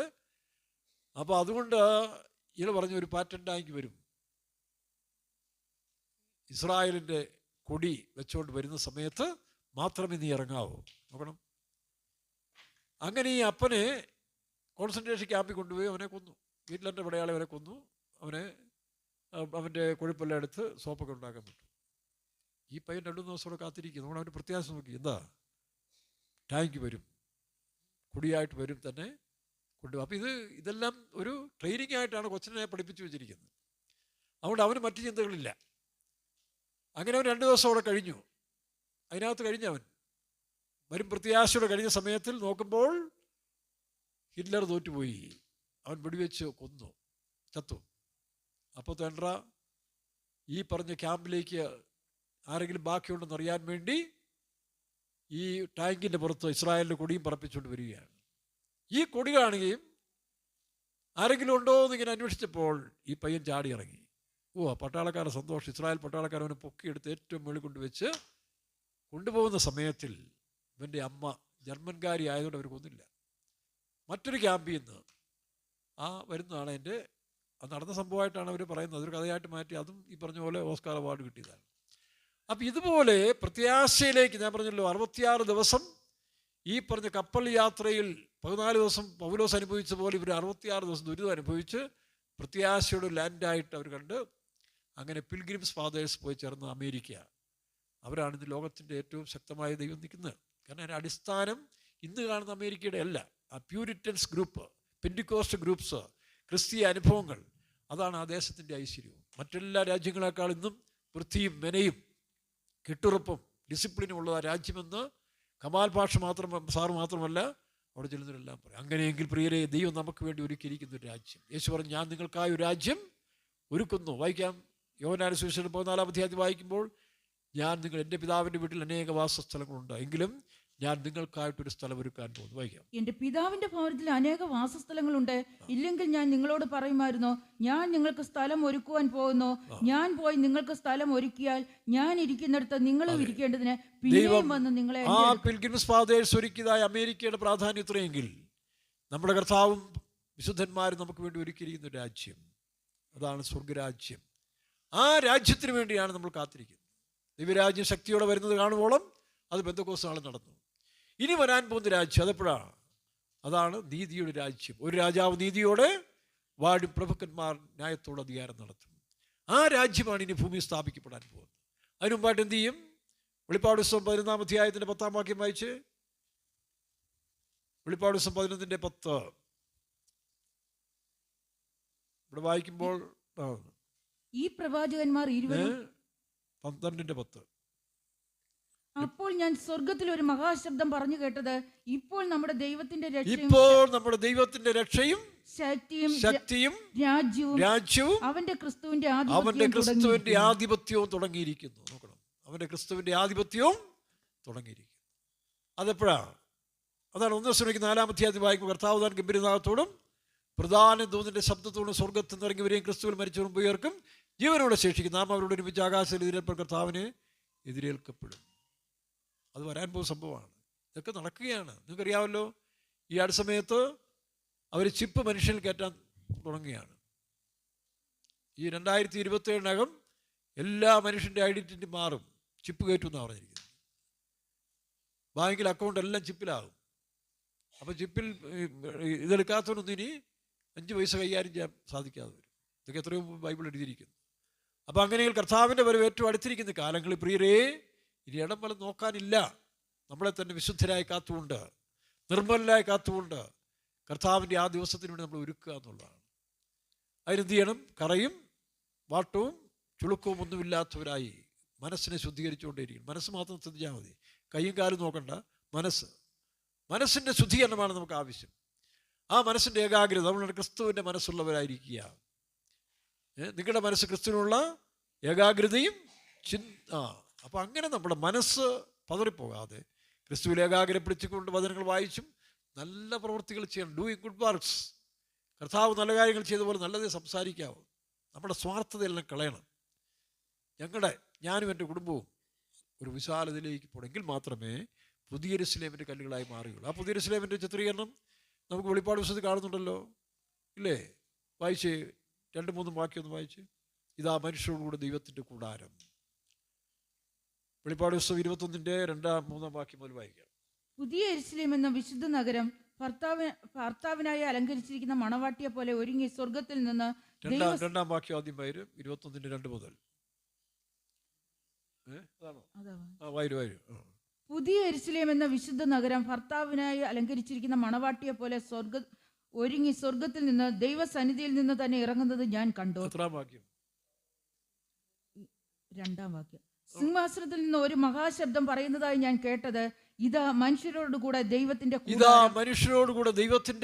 കൂടാരം. ആരാത്? പരിശുദ്ധാത്മാവിനെ പ്രാപിച്ചെന്ന. ഈ പരിശുദ്ധാത്മാവിനെ പ്രാപിച്ചവരായ നമ്മൾ 3 ഘട്ടത്തിലുള്ള വളർച്ചയുണ്ട്. ആ നിത്യതയിൽ ചേരുന്ന കാര്യം മാത്രമല്ല, അതിനു മുമ്പ് നമ്മൾ തന്നെ ഇത് സ്ഥാപിക്കുകയാണ്. ദൈവരാജ്യം നിങ്ങളില്ലത്രേ. അപ്പോൾ അത് നമ്മൾ പരിശ്രമിക്കണം. ഒരു ക്ലാസ്സിൽ പഠിക്കുന്ന സമയത്ത് ഒരു 10-ാം ക്ലാസ്സിലോ പ്ലസ് ടു ഒക്കെ ചിലപ്പോൾ എന്ത് ചെയ്യും? 3 ഗ്രേഡിലാണ് ജയിക്കുന്നത്. പാസ് മാർക്കിൽ ജയിക്കുന്നവരുണ്ട്. കക്ഷിച്ച് 210 മാർക്ക് വാങ്ങിച്ചാൽ പാസ്സാകാം. ക്ലാസ് മാർക്കിൽ എത്തുന്നവരുണ്ട്, അത് 60% വേണം. റാങ്ക് ഹോൾഡേഴ്സ് ഉണ്ട്. ഇതുപോലെ ആത്മീയത്തിൽ വളരുന്ന 3 ഘട്ടങ്ങളുണ്ട്. പുതിയ ഭൂമി, പുതിയ ആകാശം, പുതിയ യെരൂശലേം. അത് 1-ാം വാക്യം മുതൽ വായിച്ച്. ഞാൻ പുതിയ ആകാശവും പുതിയ ഭൂമിയും കണ്ടു. ഒന്നാമത്തെ ആകാശവും ഒന്നാമത്തെ ഭൂമിയും. അപ്പോൾ നമ്മൾ നിശ്ചയിച്ചോളും, നിത്യതയിൽ ദൈവത്തോടു കൂടെ യേശുവിനും കൂടെ വസിക്കണമെങ്കിൽ പുതിയ യെരൂശലേമായി തീരണം. ഇത് നമ്മൾ തന്നെ ആയിത്തീരേണ്ടതാണ്. ആ പുതിയ യെരൂശലേമായി തീരണം. എന്ത് ചെയ്യണം? ക്രിസ്തുയേശു മൂലക്കല്ലായിരിക്കെ അപ്പോസ്തലികമായ ഉപദേശ സത്യങ്ങൾ വളർന്നുകൊണ്ടിരിക്കണം. അങ്ങനെ വളരുന്നതിൻ്റെ ഒരു ചിത്രീകരണമാണ് എഫേസ്യ ലേഖനം 4-ന്റെ 12-ാം വാക്യം വായിച്ച്. അത് നാം എല്ലാവരും വിശ്വാസത്തിലും ദൈവത്തിനെ കുറിച്ചുള്ള ആ യുണൈറ്റി, ആ കോമ്പാക്ഷൻ, അല്ലെങ്കിൽ ആ ഐക്യത. അല്ലാതെ ബന്ധുക്കോസം പറഞ്ഞ് വെള്ളം ഉടുപ്പിട്ടുകൊണ്ട് കാര്യമൊന്നുമില്ല. നമ്മുടെയുള്ള വേലക്കാർ ഈ കാര്യങ്ങൾ മനുഷ്യനെ ശരിക്കും പഠിപ്പിക്കാതെ വെള്ളം ഇട്ടുകൊണ്ട് വാ, വീശ പിടിച്ചുകൊണ്ട് വാടാ, മുടി വെട്ടിക്കൊണ്ട് പാടാ, മുടിയൊക്കെ തന്നെ വെട്ടിക്കോളൂ. എന്നോട് ആരും പറഞ്ഞിട്ടില്ല. ഞാനും ഹിപ്പി മോഡലായിരുന്നു, ചെറിയ ഹിപ്പി മോഡൽ, ചെറിയ പഴുതാര മ്യൂസിക് ഇങ്ങനെ കിളുത്ത് വരിക, അതൊക്കെ ഇങ്ങനെ സെറ്റ് ചെയ്ത് വരുന്ന കാലത്താണ്. 19 വയസ്സില്ലേ. ഇച്ചിരി ഫാഷൻ ഡ്രസ്സുമൊക്കെ ഇട്ട് പഠിക്കുന്ന സമയത്ത് ആലപ്പുഴ പഠിക്കുന്നെങ്കിലും ചിലപ്പം ഞങ്ങൾ കൂട്ടുകാർ കൂടി കാശൊക്കെ ഉണ്ടാക്കി അല്ലെങ്കിൽ വീട്ടിൽ നിന്നൊക്കെ എടുത്ത് ഡ്രസ്സ് വാങ്ങിക്കാൻ എറണാകുളത്ത് ജോസി പോവും. അവിടെ നല്ല ഇത് കിട്ടും. ആ പാൻറ്റിന് തുണി ഷർട്ടൊക്കെ ഇട്ടുകൊണ്ട് ഇങ്ങനെ വെൽബോട്ടമൊക്കെ അടിച്ചിങ്ങനെ നടക്കുന്ന ഒരു പരിപാടിയുണ്ട്. മനസ്സിലാവുന്നു? അപ്പോൾ അന്നത്തെ കാലത്തിൽ സിനിമാ നടൻ ജയന്, പിന്നെ അങ്ങനെ ചില പുള്ളികളൊക്കെ നമ്മുടെ മോഡലിലേക്ക് കൊണ്ടിരുന്ന കാലങ്ങളായിരുന്നു. പക്ഷേ കർത്താവ് അകത്ത് വന്നപ്പോൾ ഇതെല്ലാം വലിച്ചു ദൂരെ കളഞ്ഞു. മുടി പറ്റി അങ്ങ് വെട്ടിച്ചു. പിന്നെ പോളിസ്റ്റർ ഷർട്ട് എടുത്ത് മാറ്റി കോട്ടൺ ഷർട്ട് ഇടാൻ തുടങ്ങി, പഠിക്കുന്ന സ്ഥലത്ത് പോലും. പക്ഷേ പരിശുദ്ധാത്മാവിൻ്റെ ശക്തി വ്യാപരിക്കാൻ തുടങ്ങി. കൂടെ പഠിച്ചവന്മാരെ സ്നാനപ്പെട്ടു, 2 അധ്യാപകർ രക്ഷിക്കപ്പെട്ടു, വീട്ടുകാർ രക്ഷിക്കപ്പെട്ടു. അതിലൊരു പ്രാന്തൻ പയ്യനെ പ്രാർത്ഥിച്ചു, എൻ്റെ കൂടെ 2 പേര് സ്നാനപ്പെട്ടു. അപ്പോൾ അത് ഷർട്ടിൻ്റെ വലിപ്പമാണ് വിഷയം, അല്ല മീശ വെച്ചുകൊണ്ടുണ്ടോ, മുടി വളർത്തിക്കൊണ്ടുണ്ടോ, അതൊക്കെ തന്നെ പൊക്കോളും. അപ്പോൾ അതിനുവേണ്ടി നമ്മൾ എന്ത് ചെയ്യണം? ഉപദേശം പറഞ്ഞു കൊടുക്കുക, പരിശുദ്ധാത്മാവിനെ പ്രാപിക്കാൻ പ്രോത്സാഹിക്കുക. വരുമ്പോൾ മാറ്റിക്കോളും. അല്ല ഞങ്ങളുടെ സഭയെല്ലാം മറ്റുള്ളവർ കാണും വെള്ളയായിരിക്കണം, അത് എല്ലാവരും നല്ല ഞായറാഴ്ച ഈ കോലം കാണിച്ചിട്ട് എന്ത് കൊടുക്കാനാണ്? ബാക്കി എല്ലാ ദിവസവും നമ്മൾ തോന്നിയാസം പോയിട്ട് ഞായറാഴ്ച വന്നിട്ട് വിശുദ്ധനായി കാണിച്ചാൽ കപടഭക്തിക്കാരാണ്. ആ കപടഭക്തിക്കാരെ വെള്ളം നല്ലതാണ്, തെറ്റൊന്നുമില്ല. കപടഭക്തിക്കാരെ കൈകാര്യം ചെയ്യുന്നതാണ് ഏറ്റവും ബുദ്ധിമുട്ടെന്നാണ് പാസ്റ്റർ ടി. യു. തോമസ് പറഞ്ഞിരിക്കുന്നത്. ഒരു പാപിയെ മാനസാന്തരപ്പെടുത്താൻ ദൈവത്തിന് സാധിക്കും, പക്ഷേ TPM അല്ല പെന്തിക്കോസ് കോളത്തിൽ ഒരു കപടഭക്തിക്കാരനെ മാനസാന്തരപ്പെടുത്താൻ തമ്പുരാനും സാധ്യമല്ലെന്നാണ്. പിന്നെ അല്ലെങ്കിൽ അവനെ ശരിക്കിട്ട് ഫർണസിലിട്ട് ഉരുക്കണം. അത് ദൈവത്തിൻ്റെ പണിയല്ല. ദൈവം അവസാനം സാത്താൻ്റെ വീട്ടിൽ വിട്ടുകൊടുക്കുന്ന സമയമാണ്. അതുകൊണ്ട് നമ്മൾ ഈ പുതിയ യെരൂശലേം എന്ന നഗരത്തിൽ അല്ലെങ്കിൽ ആയിത്തീരണമെങ്കിൽ ആത്മാവിനാൽ അവരെ ഒന്നിച്ച് പണിത് വരുന്നു. വായിച്ചാവാക്കൊണ്ട് വായിച്ചേ. ക്രിസ്തുയേശു തന്നെ മൂലക്കല്ലായിരിക്കെ നിങ്ങളെ അപ്പോസ്തലന്മാരായും പ്രവാചകന്മാരെയും എന്ന അടിസ്ഥാനത്തിന്മേൽ പണിതിരിക്കുന്നു. അവനിൽ കെട്ടിടം മുഴുവനും യുക്തമായി ചേർന്ന് കർത്താവിന്റെ വിശുദ്ധ മന്ദിരമായി വളരുന്നു. അവനിൽ നിങ്ങളെയും ദൈവത്തിന്റെ നിവാസമാകേണ്ടതിന് ആത്മാവിനാൽ ഒന്നിച്ച് പണി. ദൈവത്തിന്റെ നിവാസം, ആ നിവാസത്തിന്റെ അവിടെയാണ് ദൈവം വസിക്കുന്നത്. അവിടെയാണ് ഈ അനുഭവങ്ങളെല്ലാം. അങ്ങനെയുള്ള മനുഷ്യരെല്ലാം ചേർന്ന് വസിക്കാൻ പോകുന്നൊരു കാലം ലോകത്ത് വരാൻ പോവുകയാണ്. അതാണ് ഇതാ മനുഷ്യരോട് കൂടെ ദൈവത്തിൻ്റെ കൂടാരം. വീണ്ടും വായിച്ച് 21-7 വാക്യം വായിച്ച്. വെളിപ്പാട് 21-7. ജയിക്കുന്നവന് ഇത് അവകാശമായി. ഇത് പാസ്പോർട്ടും NOC എടുത്തുകൊണ്ട് പോകേണ്ട സ്ഥലമല്ല, ഇത് ജയിക്കുന്നവന് കൊടുക്കുന്നതാണ്. സാധാരണ രക്ഷിക്കപ്പെട്ടവർക്ക് മാത്രമല്ല, ഇതിന് ജയജീവിതം ചെയ്തവർക്കുള്ള സ്ഥലമാണിത്.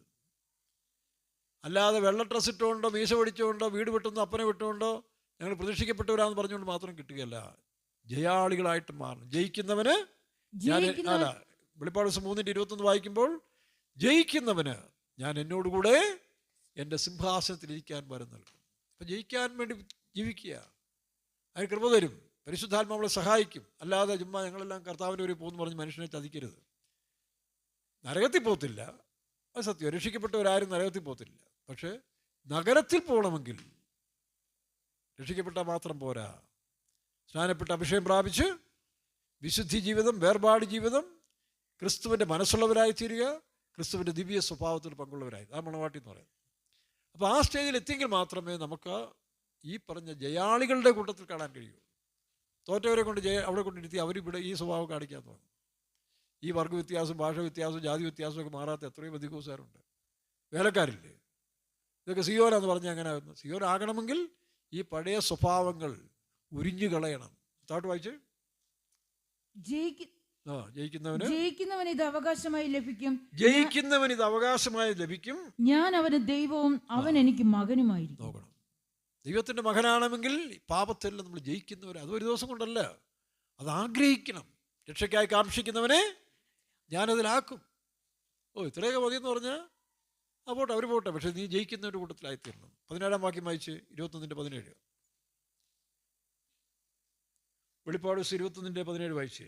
മനുഷ്യന്റെ അളവിന് എന്ന് വെച്ചാൽ ദൂതന്റെ അളവിന് തന്നെ 144 മുഴം ഉണ്ടായിരുന്നു. മതിലിന്റെ പണി സൂര്യകാന്തവും നഗരം സ്വച്ഛ സ്ഫടികത്തിനൊത്ത തങ്കവുമായിരുന്നു. നഗരം മതിലിന്റെ അടിസ്ഥാനങ്ങൾ സകല രത്നവും കൊണ്ട് ട്രാൻസ്പെറൻസി, നിഷ്കളങ്കത, ഒരു നൈർമല്യമായ ജീവിതം. അത് അഭിനയിച്ചാൽ ഒക്കത്തില്ല. അഭിനയിച്ച് കാണിക്കാം വലിയ വിശുദ്ധരെ പോലെ. പിന്നെ പക്വതിനെ പോലൊക്കെ അഭിനയിക്കാം. പക്ഷേ എത്രയൊക്കെ അഭിനയിച്ചാലും പണ്ട് ഞാൻ സുൽത്താൻ ബത്തേരിയിലായ സമയത്തോടെ ഈ ജനുവരി മാസത്തിലെ തണുപ്പ് അങ്ങോട്ട് ഭയങ്കരമാണ്, ഇടുക്കിയേക്കാളും കൂടുതലുണ്ടായിരുന്നു. അപ്പോൾ ആ സമയത്ത് ഞങ്ങൾ രാവിലെ എല്ലാവരും എഴുന്നേറ്റ് വരുമ്പോഴേ പ്രൈസ് ലോർഡ് പാസ്റ്റർ എന്ന് പറഞ്ഞാൽ എന്നെ കാണും, ഞാനും പ്രൈസ് ലോർഡ് പറയും, ചിരിക്കും. ഞങ്ങൾ ചിരിക്കുന്ന സമയത്ത് ഈ ചിറികളുണ്ടല്ലോ, ഈ സ്നോ ഫോഗ് ഇങ്ങനെ വലിച്ച് ടൈറ്റാക്കി വെക്കുക. അപ്പോൾ നമ്മൾ എത്ര മനഃപൂർവ്വം ചിരിച്ചാലും ഒരു ഭാഗമേ നിവർത്തുള്ളൂ, ബാക്കി അങ്ങനെ പരുവക്കേടായിപ്പോകും. എന്ന് പറഞ്ഞ പോലെ നമ്മുടെ അകത്ത് ഈ കാപ്പട്ടിയും വെച്ചുകൊണ്ട് എത്ര കോളിനസ് പുഞ്ചിരി ചെയ്താലും വിവരമുള്ളവനറിയാം ഇത് സുൽത്താൻ ബത്തേരിയിലെ ജനുവരി മാസത്തെ ശരിയാണെന്നുള്ളത്. അതുകൊണ്ട് ഈ അഭ്യാസമെല്ലാം താത്തു വെച്ചിട്ട് ഒരു നിർമ്മല ഹൃദയത്തിന് വേണ്ടി, ഇസ്രായേലിൽ നിർമ്മല ഹൃദയമുള്ളവർക്ക് യഹോവ നല്ലവൻ നിശ്ചയം, അതിനാഗ്രഹിക്കേ, രക്ഷയ്ക്കായി കാക്ഷിക്കുന്നതിന് ഞാനതിലാക്കുമെന്നാണ് ദൈവം പറഞ്ഞത്. ആ ദൈവത്തെ വിശ്വസിച്ചുകൊണ്ട് ജീവിതം ചെയ്യും. ഈ കാപഠ്യ ജീവിതമെല്ലാം കള. ലോകമനുഷ്യർക്കുണ്ടല്ലോ എത്രയോ പേര് ഞാൻ കാണുന്നുണ്ട്.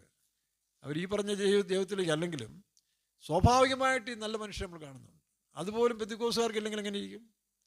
അതുകൊണ്ട് നല്ല മനുഷ്യരായിട്ട് ജീവിക്കുക, പെന്തിക്കോസിൻ്റെ പുഴുക്കത്തെല്ലാം പോകണ്ട.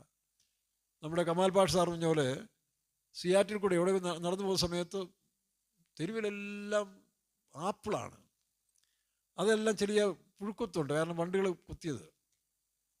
അത് അവിടെ ആരും ഉപയോഗിക്കുന്നില്ല. പക്ഷേ ഒരാൾ പറഞ്ഞു കൊടുത്ത് ഇതാണ് ഏറ്റവും ഒറിജിനൽ, മറ്റൊക്കെ വളവും വിഷവും ഉണ്ടാക്കി അല്ലെങ്കിൽ രാസവളമൊക്കെ ഇട്ടുണ്ടാക്കുന്നതാണ്. ഈ ഒരുപാട് ഇത് നാച്ചുറൽ വളർന്നു വരികയാണ്. അപ്പോൾ നാച്ചുറൽ വളരുന്നതേ ഈ വണ്ട് കുത്തത്തുള്ളൂ. നിങ്ങൾ കണ്ടില്ലേ, ഈ മീൻകട ചെന്ന് കഴിഞ്ഞാൽ ചില മീൻകടയിൽ ഒരൊറ്റ ഈച്ച വരത്തില്ല. എന്താ കാരണം? ഗോഡ്സ് ഓൺ കൺട്രി ആയതുകൊണ്ടാണോ? അല്ലെങ്കിൽ കുമളിയുടെ മീൻകടയിലൊക്കെ അത്ര കണ്ട് പ്യൂരിറ്റൻ ഗ്രൂപ്പ്സ് ഉള്ളതുകൊണ്ടാണോ? അല്ല. ഈ തമിഴ്നാട്ടിലെ കമ്പം കഴിഞ്ഞുകൊണ്ട് കമ്പത്ത് ഭാഗത്തേക്ക് പോകുന്ന സമയത്ത് മുന്തിരിത്തോട്ടമുണ്ട്. ആ പ്രദേശത്ത് നോക്കിയാൽ ഒരൊറ്റ പക്ഷികളെ കാണത്തില്ലെന്നാണ്. എന്താ കാരണം? എന്താ ശമൽ ബ്രദറെ? ഈ മുന്തിരി ഉണ്ടാകുമ്പോൾ തൊട്ട് ഈ ഹൈ പോയിസൺ വിഷത്തിലേക്കാണ് ഇത് മുക്കുന്നത്. അത് നിന്നാൽ പക്ഷികളും ചത്തുപോകും. അതുകൊണ്ട് ഒരൊറ്റ പക്ഷികളങ്ങും അവിടെ അടുക്കത്തില്ല. പക്ഷേ നമ്മൾ പോയി എന്ത് ചെയ്യും? കാശ് കൊടുത്ത് എന്നാ മുന്തിരിയാ ഇല്ലയോ? അപ്പോൾ കമാൽ പാഷ പറഞ്ഞു ഇത് ഒറിജിനൽ, അതുകൊണ്ട് അതങ്ങ് ചിരണ്ടി കളിച്ചിട്ട് ബാക്കി തിന്നാന്ന് പറഞ്ഞ് പുള്ളി വരെ പറിച്ചെടുത്തുന്നതാണ്. നല്ലൊരു മനുഷ്യൻ. അദ്ദേഹം കൊച്ചു പിള്ളേരെ പോലെ നിഷ്കളങ്കതയോട് സംസാരിക്കും, എനിക്കിഷ്ടമാണ്. പിന്നെ എല്ലാ മനുഷ്യർക്കും അതിൻ്റെതായ ഇത് കാണത്തില്ലേ? എത്ര നല്ല മനുഷ്യരായാലും ശരി, TPM ഹൈ ക്വാളിഫൈഡ് വിശുദ്ധനാന്ന് പറഞ്ഞാലും ശരിക്കൊന്ന് സ്കാൻ ചെയ്യാമെങ്കിൽ 40% പിന്നെയും ബാക്കി പണിയേണ്ടതായിട്ട് വരും. ഞാനും ആ കൊടുത്തിപ്പെടുന്നു കേട്ടോ. 40% ഇനിയും കിടക്കുക.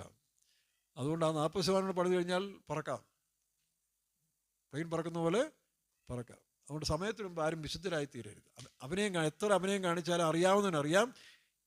ഇങ്ങനെ പറഞ്ഞാൽ മതി, അവിടെ ഇത് സുൽത്താൻ ബത്തേരിയിൽ ചിരിയാന്നുള്ളതെന്ന് പറയണത്. ഏതാണ് സുൽത്താൻ ബത്തേരിയിൽ ഏത് മാസം കൂടെ പറയണം, അല്ലെങ്കിൽ ശരിയാ ജനുവരി മാസത്തെ ചിരിയാണ് പുള്ളിയുടെ ചിരി, കാണുമ്പോഴേ അറിയാമെന്ന് പറയണം. നമ്മളതെല്ലാം മാറ്റി വെച്ചുകൊണ്ട് നാം വിശുദ്ധരും നിഷ്കളങ്കരമായി തീരുക, പ്യൂരിറ്റൻ ഗ്രൂപ്പിൽ. അപ്പം അതിനാണ് അറിവും വിശ്വാസം ഒന്നാകണം. ആ കോമ്പാക്റ്റ് എന്ന് പറയുന്നത് സിമെൻറ്റ് മണ്ണുകൊണ്ടല്ലോ. നമ്മൾ വായിക്കും ആത്മാവിനാൽ അവരെ ഒന്നിച്ച് പണിയുന്നു. വായിക്കാം 2 Efesyർ 2 അവനിൽ നിങ്ങളെയും ദൈവത്തിന്റെ നിവാസമാകേണ്ടതിന് ആത്മാവിനാൽ ഒന്നിച്ചു. അപ്പോൾ ആത്മാവിൽ പണിയുന്നതാണ് ഈ കോമ്പാക്റ്റ് ടുഗദർ എന്ന് പറയുന്നത്. ബുദ്ധിയല്ല, വേഷം കാണിക്കുന്നതല്ല, സംസാരത്തിൻ്റെ ആ ഒരു ചാതുര്യത്തിലല്ല. അതൊക്കെ പൊളിഞ്ഞു പോകും. ശരിയായ ഇൻസ്പെക്ഷൻ നടക്കും പൊളിഞ്ഞു പോകും. 1. 2 Efesyർ 4:12 വായിച്ച് അത് നാം എല്ലാവരും വിശ്വാസത്തിൽ. ഏത് വിശ്വാസം?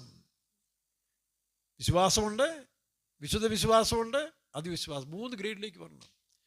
ആ വിശുദ്ധ വിശ്വാസമാണ് പൗലോസ് അപ്പോസ്തലൻ പറയുന്നത്, ഞാൻ ക്രിസ്തുവിനോട് ക്രൂശിക്കപ്പെട്ടിരിക്കുന്നു. ഗലാത്യർ ലേഖനത്തിൽ അല്ലേ, ഇനി ജീവിക്കുന്നത് ഞാനില്ല, ക്രിസ്തു അത്രേ എന്നിൽ ജീവിക്കുന്നത്. അപ്പം നമ്മൾ വളർന്നു വരുമ്പോൾ 10% ക്രിസ്തു വരും, ചിലർക്ക് 20%, ചിലർക്ക് 30%. ഇവിടെ പൗലോസ് പറയുന്നു, ഇതാ ഞാൻ 100% ക്രൂശിക്കപ്പെട്ട് കഴിഞ്ഞു. അത് ഒരു ദിവസം കൊണ്ടല്ല, അനേക നാളുകൾ കൊണ്ട് നാം ഇത് മനസ്സിലാക്കി വരുമ്പോൾ നമ്മൾ മരിച്ചുകൊണ്ടേയിരിക്കും. വായിച്ചേ, ഞാൻ ക്രിസ്തുവിനോട് ക്രൂശിക്കപ്പെട്ടിരിക്കുന്നു, ഇനി ജീവിക്കുന്നത് ഞാനല്ല, ഇംഗ്ലീഷ് കൂടെ വായിര്. എത്രാം വാക്യം? 2:20 വാക്യം. ഗലാത്യർ 2:20 വായിച്ച്, ഇനി ജീവിക്കുന്നത് ഞാനല്ല, ക്രിസ്തു അത്ര എന്നിൽ ജീവിക്കുന്നത്. വായിക്കാം. ഗലാത്യർ 2:20. വയല എഫേസറല്ല, ഗലാത്യർ. ഗലേഷ്യൻസ് 2:20 എന്താ പറയുന്നത്? അവിടെ I am crucified with Christ. നീ വായില്ല. Nevertheless, I know not I but Christ. ഞാൻ മരിക്കണം. കണ്ടില്ലേ? ക്രോസ് എന്ന് പറഞ്ഞെന്താ? അയ്യെ വെട്ടിടണം. അയ്യെ വെട്ടിട്ട ക്രോസ് ആകും, കുരിശാകും. അപ്പം ഞാനെന്നുള്ള സംഭവം ഇല്ലാതാകും തോറും ക്രൂസ് വെളിപ്പെട്ട് വരും. ക്രൂസിൻ്റെ വചനം നശിച്ചു പോകുന്നവർക്ക് ഭോഷത്വവും. അപ്പം ഞാനെന്ന വ്യക്തി ഒരിക്കലും വളരാൻ പാടില്ല. അതാണ് TPM ഉപദേശം. കഴിഞ്ഞ ദിവസം നമ്മുടെ കോൺട്രാക്ടറുടെ മകന്, അച്ചായോ ഈ നിങ്ങളുടെ TPM പാസ്റ്റർമാരൊക്കെ പറയുന്ന പ്രസംഗം ഞങ്ങളുടെ അടുത്ത് പറഞ്ഞാൽ അടുത്ത ദിവസം ഞങ്ങളെ പാക്ക് ചെയ്യും. ഞാൻ പറഞ്ഞു അതാണ് ഞങ്ങൾ വ്യത്യാസം. മാസയോഗത്തിന് ചെല്ലുമ്പോൾ ഞങ്ങളെ ഇങ്ങനെ വർക്ക്ഷോപ്പിൽ കയറ്റി ഇറക്കാനാണ് മാസയോഗത്തിന് കൊണ്ടുപോകുന്നത്. ഞങ്ങൾക്കാർക്കും ഒക്കത്തില്ല. ഞാൻ പറഞ്ഞു അതാണ് ഇതും വ്യത്യാസം. മനസ്സിലാവുന്നു? ഇത് ഞങ്ങളെ ക്രൂശിക്കുന്ന സ്ഥലമാണ്, ഞങ്ങളെ പൊക്കുന്ന സ്ഥലമല്ല. ഇതറിയാവുന്നതുകൊണ്ട് ഞങ്ങൾ കീഴ്പ്പെട്ടിരിക്കുന്നു. മാസയോഗത്തിന് എന്നാലും അല്ലെങ്കിൽ ഞങ്ങൾ പ്രസംഗിക്കും വിശ്വാസികളും ഉണ്ടായിരിക്കുന്നതിൻ്റെ കാരണം അതവർക്കറിയാം. പക്ഷേ നിങ്ങൾക്ക് പറ്റത്തില്ല. നിങ്ങൾക്ക് ഉടനെ പ്രസ്റ്റേജായി, നിങ്ങളുടെ കുടുംബമായി, കുഞ്ഞുങ്ങളായി, നിങ്ങളുടെ ഗോത്രമായി പോകും. പക്ഷേ ഇതിൽ വളരെ ചുരുക്കം പേരെ അത് മനസ്സിലാകാതെ കയറി പ്രൊട്ടസ്റ്റ് ചെയ്യത്തുള്ളൂ. വായിക്കാം. ക്രൂശിക്കപ്പെട്ടിരിക്കുന്നതിന് ഞാനല്ല, ക്രിസ്തുവത്രേ. ഇംഗ്ലീഷ് ക്രിസ്തുവത്രേ എന്നിൽ ജീവിക്കുന്നത്. അടുത്തത്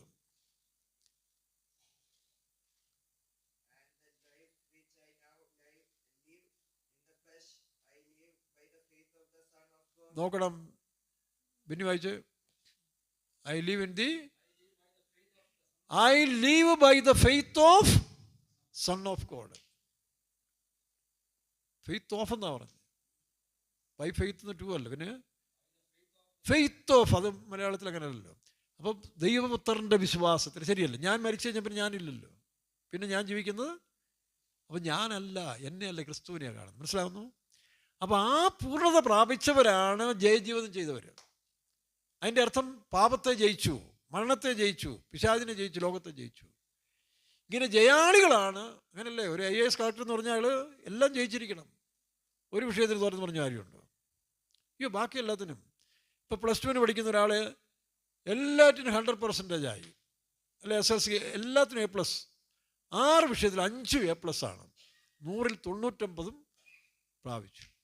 ഒരേ ഒരു വിഷയത്തിന് 15 മാർക്കായിപ്പോയി. അവിടെ ജയിക്കുമോ? ജയിക്കൂടാ? പോയി സെപ്റ്റംബർ എഴുതാൻ പറയും, അരിയേഴ്സ് എഴുതിയെടുക്കണം, വേണ്ടായോ? അപ്പോൾ ഞാൻ 5 വിഷയത്തിനും ടോപ്പായിരുന്നു. അതുകൊണ്ട് പിന്നെ ഒന്നും സാരമില്ലെന്ന് പറഞ്ഞാൽ ഫെയിൽഡ്. സർട്ടിഫിക്കറ്റ് ഒക്കെ എന്തോരും ഫെയിൽഡ്. ഇനി അത് പാസ്സാകണമെങ്കിൽ ഒന്ന് ജയിച്ചെങ്കിലും ഒക്കത്തുള്ളൂ. ഇതാണ് ജയജീവം എന്ന് പറയുന്നത്. അങ്ങനെ വിട്ടുകളയരുത്. നമ്മൾ തോറ്റ വിഷയം ഈ വർഷം മനസ്സിലാക്കി അതിനെ ജയിച്ച് വിടണം. അപ്പോൾ ഒന്നാമത് ആത്മാവിൽ പണിയണം, 2 നമ്മുടെ വിശ്വാസം അറിവ് ഒന്നാകണം. വീണ്ടും വായിച്ച. അപ്പോൾ have the faith of son of God. ദൈവപുത്രൻ്റെ വിശ്വാസം വരുമ്പോൾ ഈ പറഞ്ഞ മലയോട് നീങ്ങിപ്പോകാൻ പറഞ്ഞാൽ നീങ്ങിപ്പോകും. അല്ലാതെ ചുമ്മാ ഒരു സാധാരണ വിശ്വാസം എടുത്തിട്ട് മലയെ നീങ്ങിപ്പോകാൻ പറഞ്ഞാൽ മല നീങ്ങത്തില്ല, നാളെ നീ അങ്ങ് പിന്മാറിപ്പോവും. ഇത് ശരിയല്ലെന്ന് പോയി പോകും. അത്രയേ ഉള്ളൂ. അപ്പം ഈ ദൈവപുത്രൻ്റെ വിശ്വാസമാണ് കടുകുമണിയോളം വിശ്വാസം. ഇല്ലയോ? യേശു പറഞ്ഞില്ലേ, കടുകുമണിയോളം വിശ്വാസമുണ്ടെങ്കിൽ. ചില ഇത്രയും വിശ്വാസം മതി മല നീങ്ങിപ്പോകുന്നതാണ്. അല്ല, കടുകുമണി ആരാ? ക്രിസ്തു. എവിടെ എഴുതിയിരിക്കുന്നത്?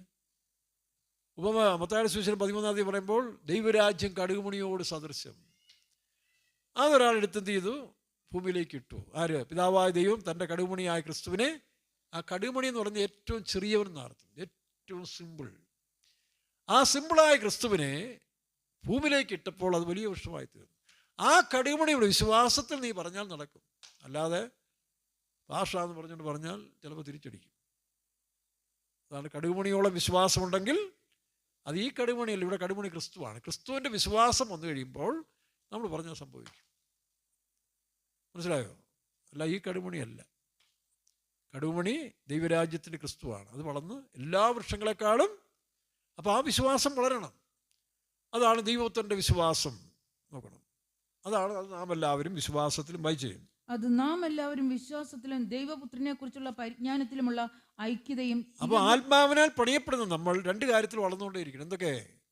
ഒന്ന്, വിശ്വാസത്തിൽ വളരണം. പരിജ്ഞാനത്തിൽ വളരുമ്പോൾ ഇത് നമ്മൾ നോക്കുമ്പോൾ നമ്മളെക്കാൾ പരിജ്ഞാനം ലോകമനുഷ്യർക്കുണ്ട്. അവിടെ മുമ്പ് ചെല്ലുമ്പോൾ പല ബന്ധുക്കോസുകാരനും സീറോയാണ്.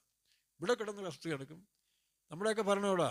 ഇപ്പോൾ നമ്മുടെ അമ്മച്ചിയുടെ ഭരണവിടാ, അടുക്കള അമ്മച്ചിയുടെ റൂമേ, ഞങ്ങളുടെ ഭരണവിടാ ഈ സഭയിൽ. ഇത് കഴിഞ്ഞ് ആരെങ്കിലും അംഗീകരിക്കും? പറ. ഒരു പഞ്ചായത്ത് മെമ്പറാണെങ്കിൽ അയാൾക്ക് ഈ പഞ്ചായത്ത് മുഴുവൻ ഭരിക്കാം. ഇവിടുത്തെ ഉപദേശിക്ക് എന്തെങ്കിലും ഭരിക്കുന്നെങ്കിൽ തന്നെ സഭക്കാർ മര്യാദക്കാരാണെങ്കിൽ എന്തെങ്കിലും പറയാത്രേ ഉള്ളൂ. അമ്മച്ചിയുടെ ഭരണവിടാ, അടുക്കള, പിന്നെ 2 മുറി. അപ്പം തന്നെ നമ്മുടെ തലയ്ക്കകത്ത് എന്ത് കയറും? നമ്മളേതാണ്ട് വലിയ സംഭവമാണ്, ഇല്ലയോ? ഭയങ്കര സംഭവമാണ്. നമ്മളാണ് ഏതാണ്ട് ഇങ്ങനെ വീർത്ത് പോലെ വീർത്ത് അവസാനം വരുന്ന ലോറി കയറി തീർന്നു. ഒരു പരീക്ഷ വരുമ്പം ഇവരുടെ വിശ്വാസവും പോയി. അങ്ങനെ എത്ര എണ്ണം പിരിഞ്ഞു പോകുന്നതിൻ്റെ കാരണം എന്താ? അറിവില്ല, പരിജ്ഞാനമില്ലാകിയാൽ ഈ ജനം. അപ്പോൾ ആത്മാവിൽ പണിയുന്ന നമ്മൾ പരിജ്ഞാനത്തിലും പിന്നെ സകല വിവേകത്തിലും വർദ്ധിച്ചു വന്നിട്ട് ഇങ്ങനെ പല ടോപ്പിക്കുണ്ട്, അതിൽ വളർന്നു പോകണം.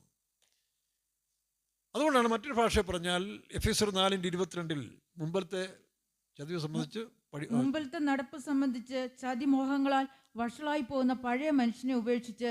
അത് ഉപേക്ഷിക്കാൻ തയ്യാറാണോ? ആ പഴയ മനുഷ്യനിലാണ് ജാതി, മതം, ഭാഷ, ഈ അനവെല്ലാം. എത്ര ബന്ധുക്കോസുകാർക്ക് ഇപ്പോഴും ഒന്ന് ചേരണമെങ്കിൽ, ഇല്ലയോ? പണ്ടൊക്കെ പഠിക്കുന്ന സമയത്ത് എൻ്റെ കൂടെ ഇരിക്കുന്ന വിധത്തിന് പെർഫ്യൂം മണത്തിട്ടുണ്ടോ എന്ന് ചോദിച്ചു. ഞാൻ പറഞ്ഞില്ല, അത് പെർഫ്യൂം ഒന്നും ഇല്ലല്ലോ, ലാക്ടോജൻ തേച്ചിട്ടുണ്ട്.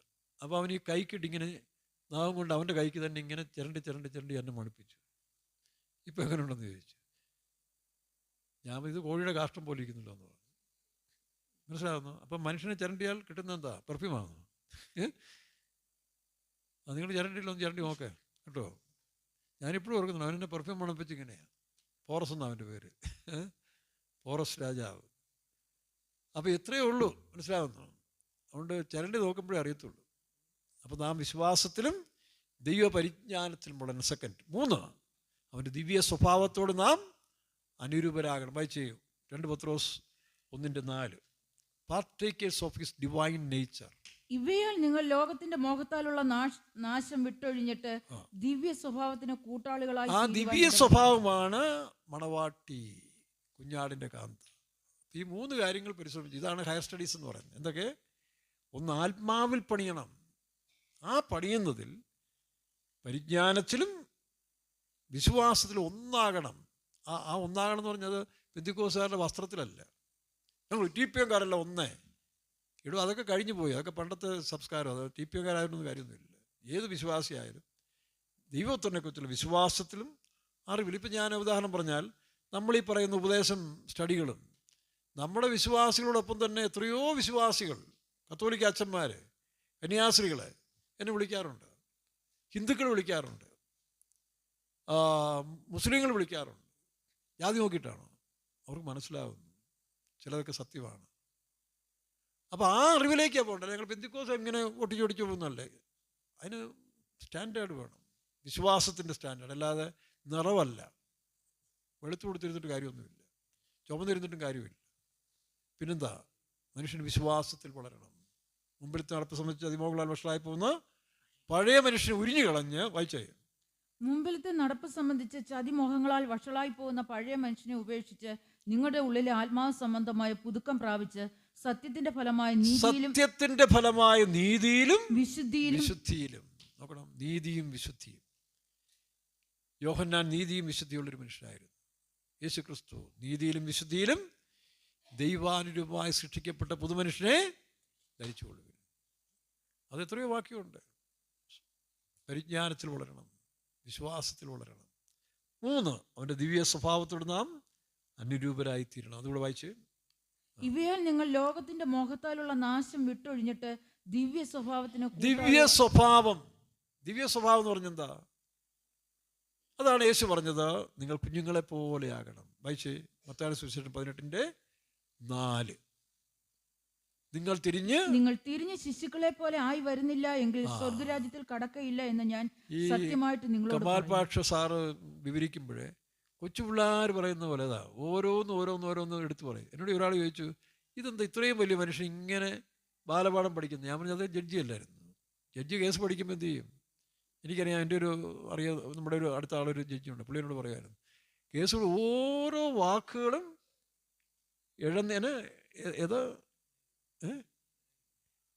ഇഴകെറിയോ അങ്ങനെ ഇന്നോടുണ്ടല്ലോ അതിനകത്ത് എഴുന്നാരല്ലേ, അതിങ്ങനെ കീറുന്ന പോലെ പഠിച്ചെങ്കിലേ വിധി, അല്ലെങ്കിൽ വിധി തെറ്റിപ്പോകും. അങ്ങനെ പഠിച്ച മനുഷ്യനായതുകൊണ്ട് താനിപ്പം പറയുമ്പോൾ ഓരോന്നും എടുത്തെടുത്ത് പറയുന്നുണ്ട്. ഞാനത് ആസ്വദിക്കുന്നുണ്ട്. യേശു പറഞ്ഞു നോക്കിയേ, സിമ്പിളായിട്ടുള്ള കാര്യങ്ങൾ പറയുന്നു. ഇപ്പം നിങ്ങൾ തിരിഞ്ഞ് ശിശുക്കളെപ്പോലെ, ശിശുവല്ല, ശിശുവിന് വേണ്ട പരിജ്ഞാനമില്ലല്ലോ, ശിശുക്കളെപ്പോലെ, അതായത് ഏത് സാഹചര്യത്തിലും താഴാൻ പഠിക്കണം. ആ റെഡ്വുഡ് ട്രീ എത്ര ശക്തമായ കാറ്റ് പറഞ്ഞാലും അത് താന്നു കൊടുക്കാൻ സന്നദ്ധനായോട് കാറ്റ് മുകളിൽ കൂടെ പോകും, ഇതിന് മേളിൽ കൂടെ കാറ്റ് പോയിക്കോളും. ഇതാണ് താഴ്മ. ഞാൻ സൗമ്യതയും താഴ്മയുള്ളവനാണ്. അല്ലാതെ പെന്തിക്കോസിലെ പാസ്റ്ററാ, മൂപ്പരാ, ഗീപ്പരാന്ന് പറഞ്ഞുകൊണ്ട്, അല്ലെ മൂപ്പത്തിയാന്ന് പറഞ്ഞ് പത്തി പൊക്കിയാലൊന്നും നടക്കുകയില്ല മക്കളെ, കേട്ടോ. ഈ പദ്ധതി കൊണ്ടൊന്നും അങ്ങോട്ട് പ്രവേശിക്കാൻ ഒക്കത്തില്ല. എൻ്റെ നാമത്തിൽ പ്രവചിച്ചു, അന്യഭാഷ പറഞ്ഞു, ഇല്ലാത്ത മസിൽ ഉപയോഗിച്ചു ഉണർവ് നടത്തി പ്രവചിച്ചു, ഇല്ലാത്ത പ്രവരെല്ലാം നടത്താം. ഞാൻ നിങ്ങളെ അറിയുന്നില്ലെന്ന് മാത്രമല്ല, അവരെ വിളിക്കുന്ന വിളി എന്താ? അക്രമക്കാരെ. വേലക്കാരും വിശ്വാസം കർത്താവ് വിളിക്കാൻ പോകുന്ന ചിലരെ അക്രമക്കാരെന്ന് വിളിക്കുന്ന വിളി കേൾക്കാനിടയാകരുത്. അതുകൊണ്ട് ഈ കപടഭക്തിയും ഈ അഭ്യാസമില്ലെന്നകത്ത് മറ്റുള്ളവരെ അങ്ങോട്ട് ഉത്സാഹിപ്പിക്കാൻ പോകണ്ട. നമ്മൾ ജീവിച്ച് മാതൃകയായി കാണിക്കാൻ ശ്രമിക്കുക. കുറ്റങ്ങൾ വരാം, ഏറ്റുപറയുക, തമ്മിൽ ക്ഷമിക്കുക. അവിടെ എല്ലാം കർത്താവ് തന്നെ എന്ത് ചെയ്തു? ക്രൂശിൽ വെച്ച് തൻ്റെ വിലാപ്പുറത്ത് കുത്തിയപ്പോൾ എന്ത് ചെയ്തു? ഒരു തുള്ളി രക്തവും പിന്നെ വെള്ളവും. രക്തം ക്ഷമയുടെയും വെള്ളം സ്നേഹത്തിൻ്റെയും. ക്ഷമിക്കുക, സ്നേഹിക്കുക. നിങ്ങൾ ഇത്രയും മൊത്തം ബൈബിൾ പഠിച്ചാലും 66 പുസ്തകം മുഴുവൻ മനപ്പാടമാക്കിയാലും ഈ രണ്ട് കാര്യം ഓർത്തുന്നത്: ക്ഷമിക്കുക, സ്നേഹിക്കുക. ക്ഷമിക്കുക. കർത്താവ് ശിഷ്യന്മാരോട് പറഞ്ഞു, ഞാൻ പിതാവും ഒന്നായിരിക്കും, നിങ്ങൾ തമ്മിൽ സ്നേഹിപ്പിൻ. ഇനി ഞാൻ നിങ്ങളെ ദാസന്മാരെന്നല്ല വിളിക്കുന്ന, ആരാ? സ്നേഹിതന്മാരെന്നാണ്. അപ്പോൾ സ്റ്റാൻഡേർഡ് നോക്കി. കർത്താവ് പോയപ്പോൾ പറഞ്ഞത്, ഞാനിനി നിങ്ങളെ സ്നേഹിതന്മാരെന്ന് വിളിക്കാൻ പോവുകയാണ്. അതാണ് നിത്യത. അല്ല അവിടെ അടിമക്കച്ചവടമൊന്നുമില്ല. ഇവിടെ സീനിയോറിറ്റി, സൂപ്പർ സീനിയോറിറ്റി, പോസ്റ്റ്, പിന്നെ അപ്പച്ചൻ, കൊച്ചപ്പച്ചൻ, വലിയ എന്തൊക്കെ വിളിച്ചു. പക്ഷേ ഇതിനകത്തോട്ട് കയറരുത്.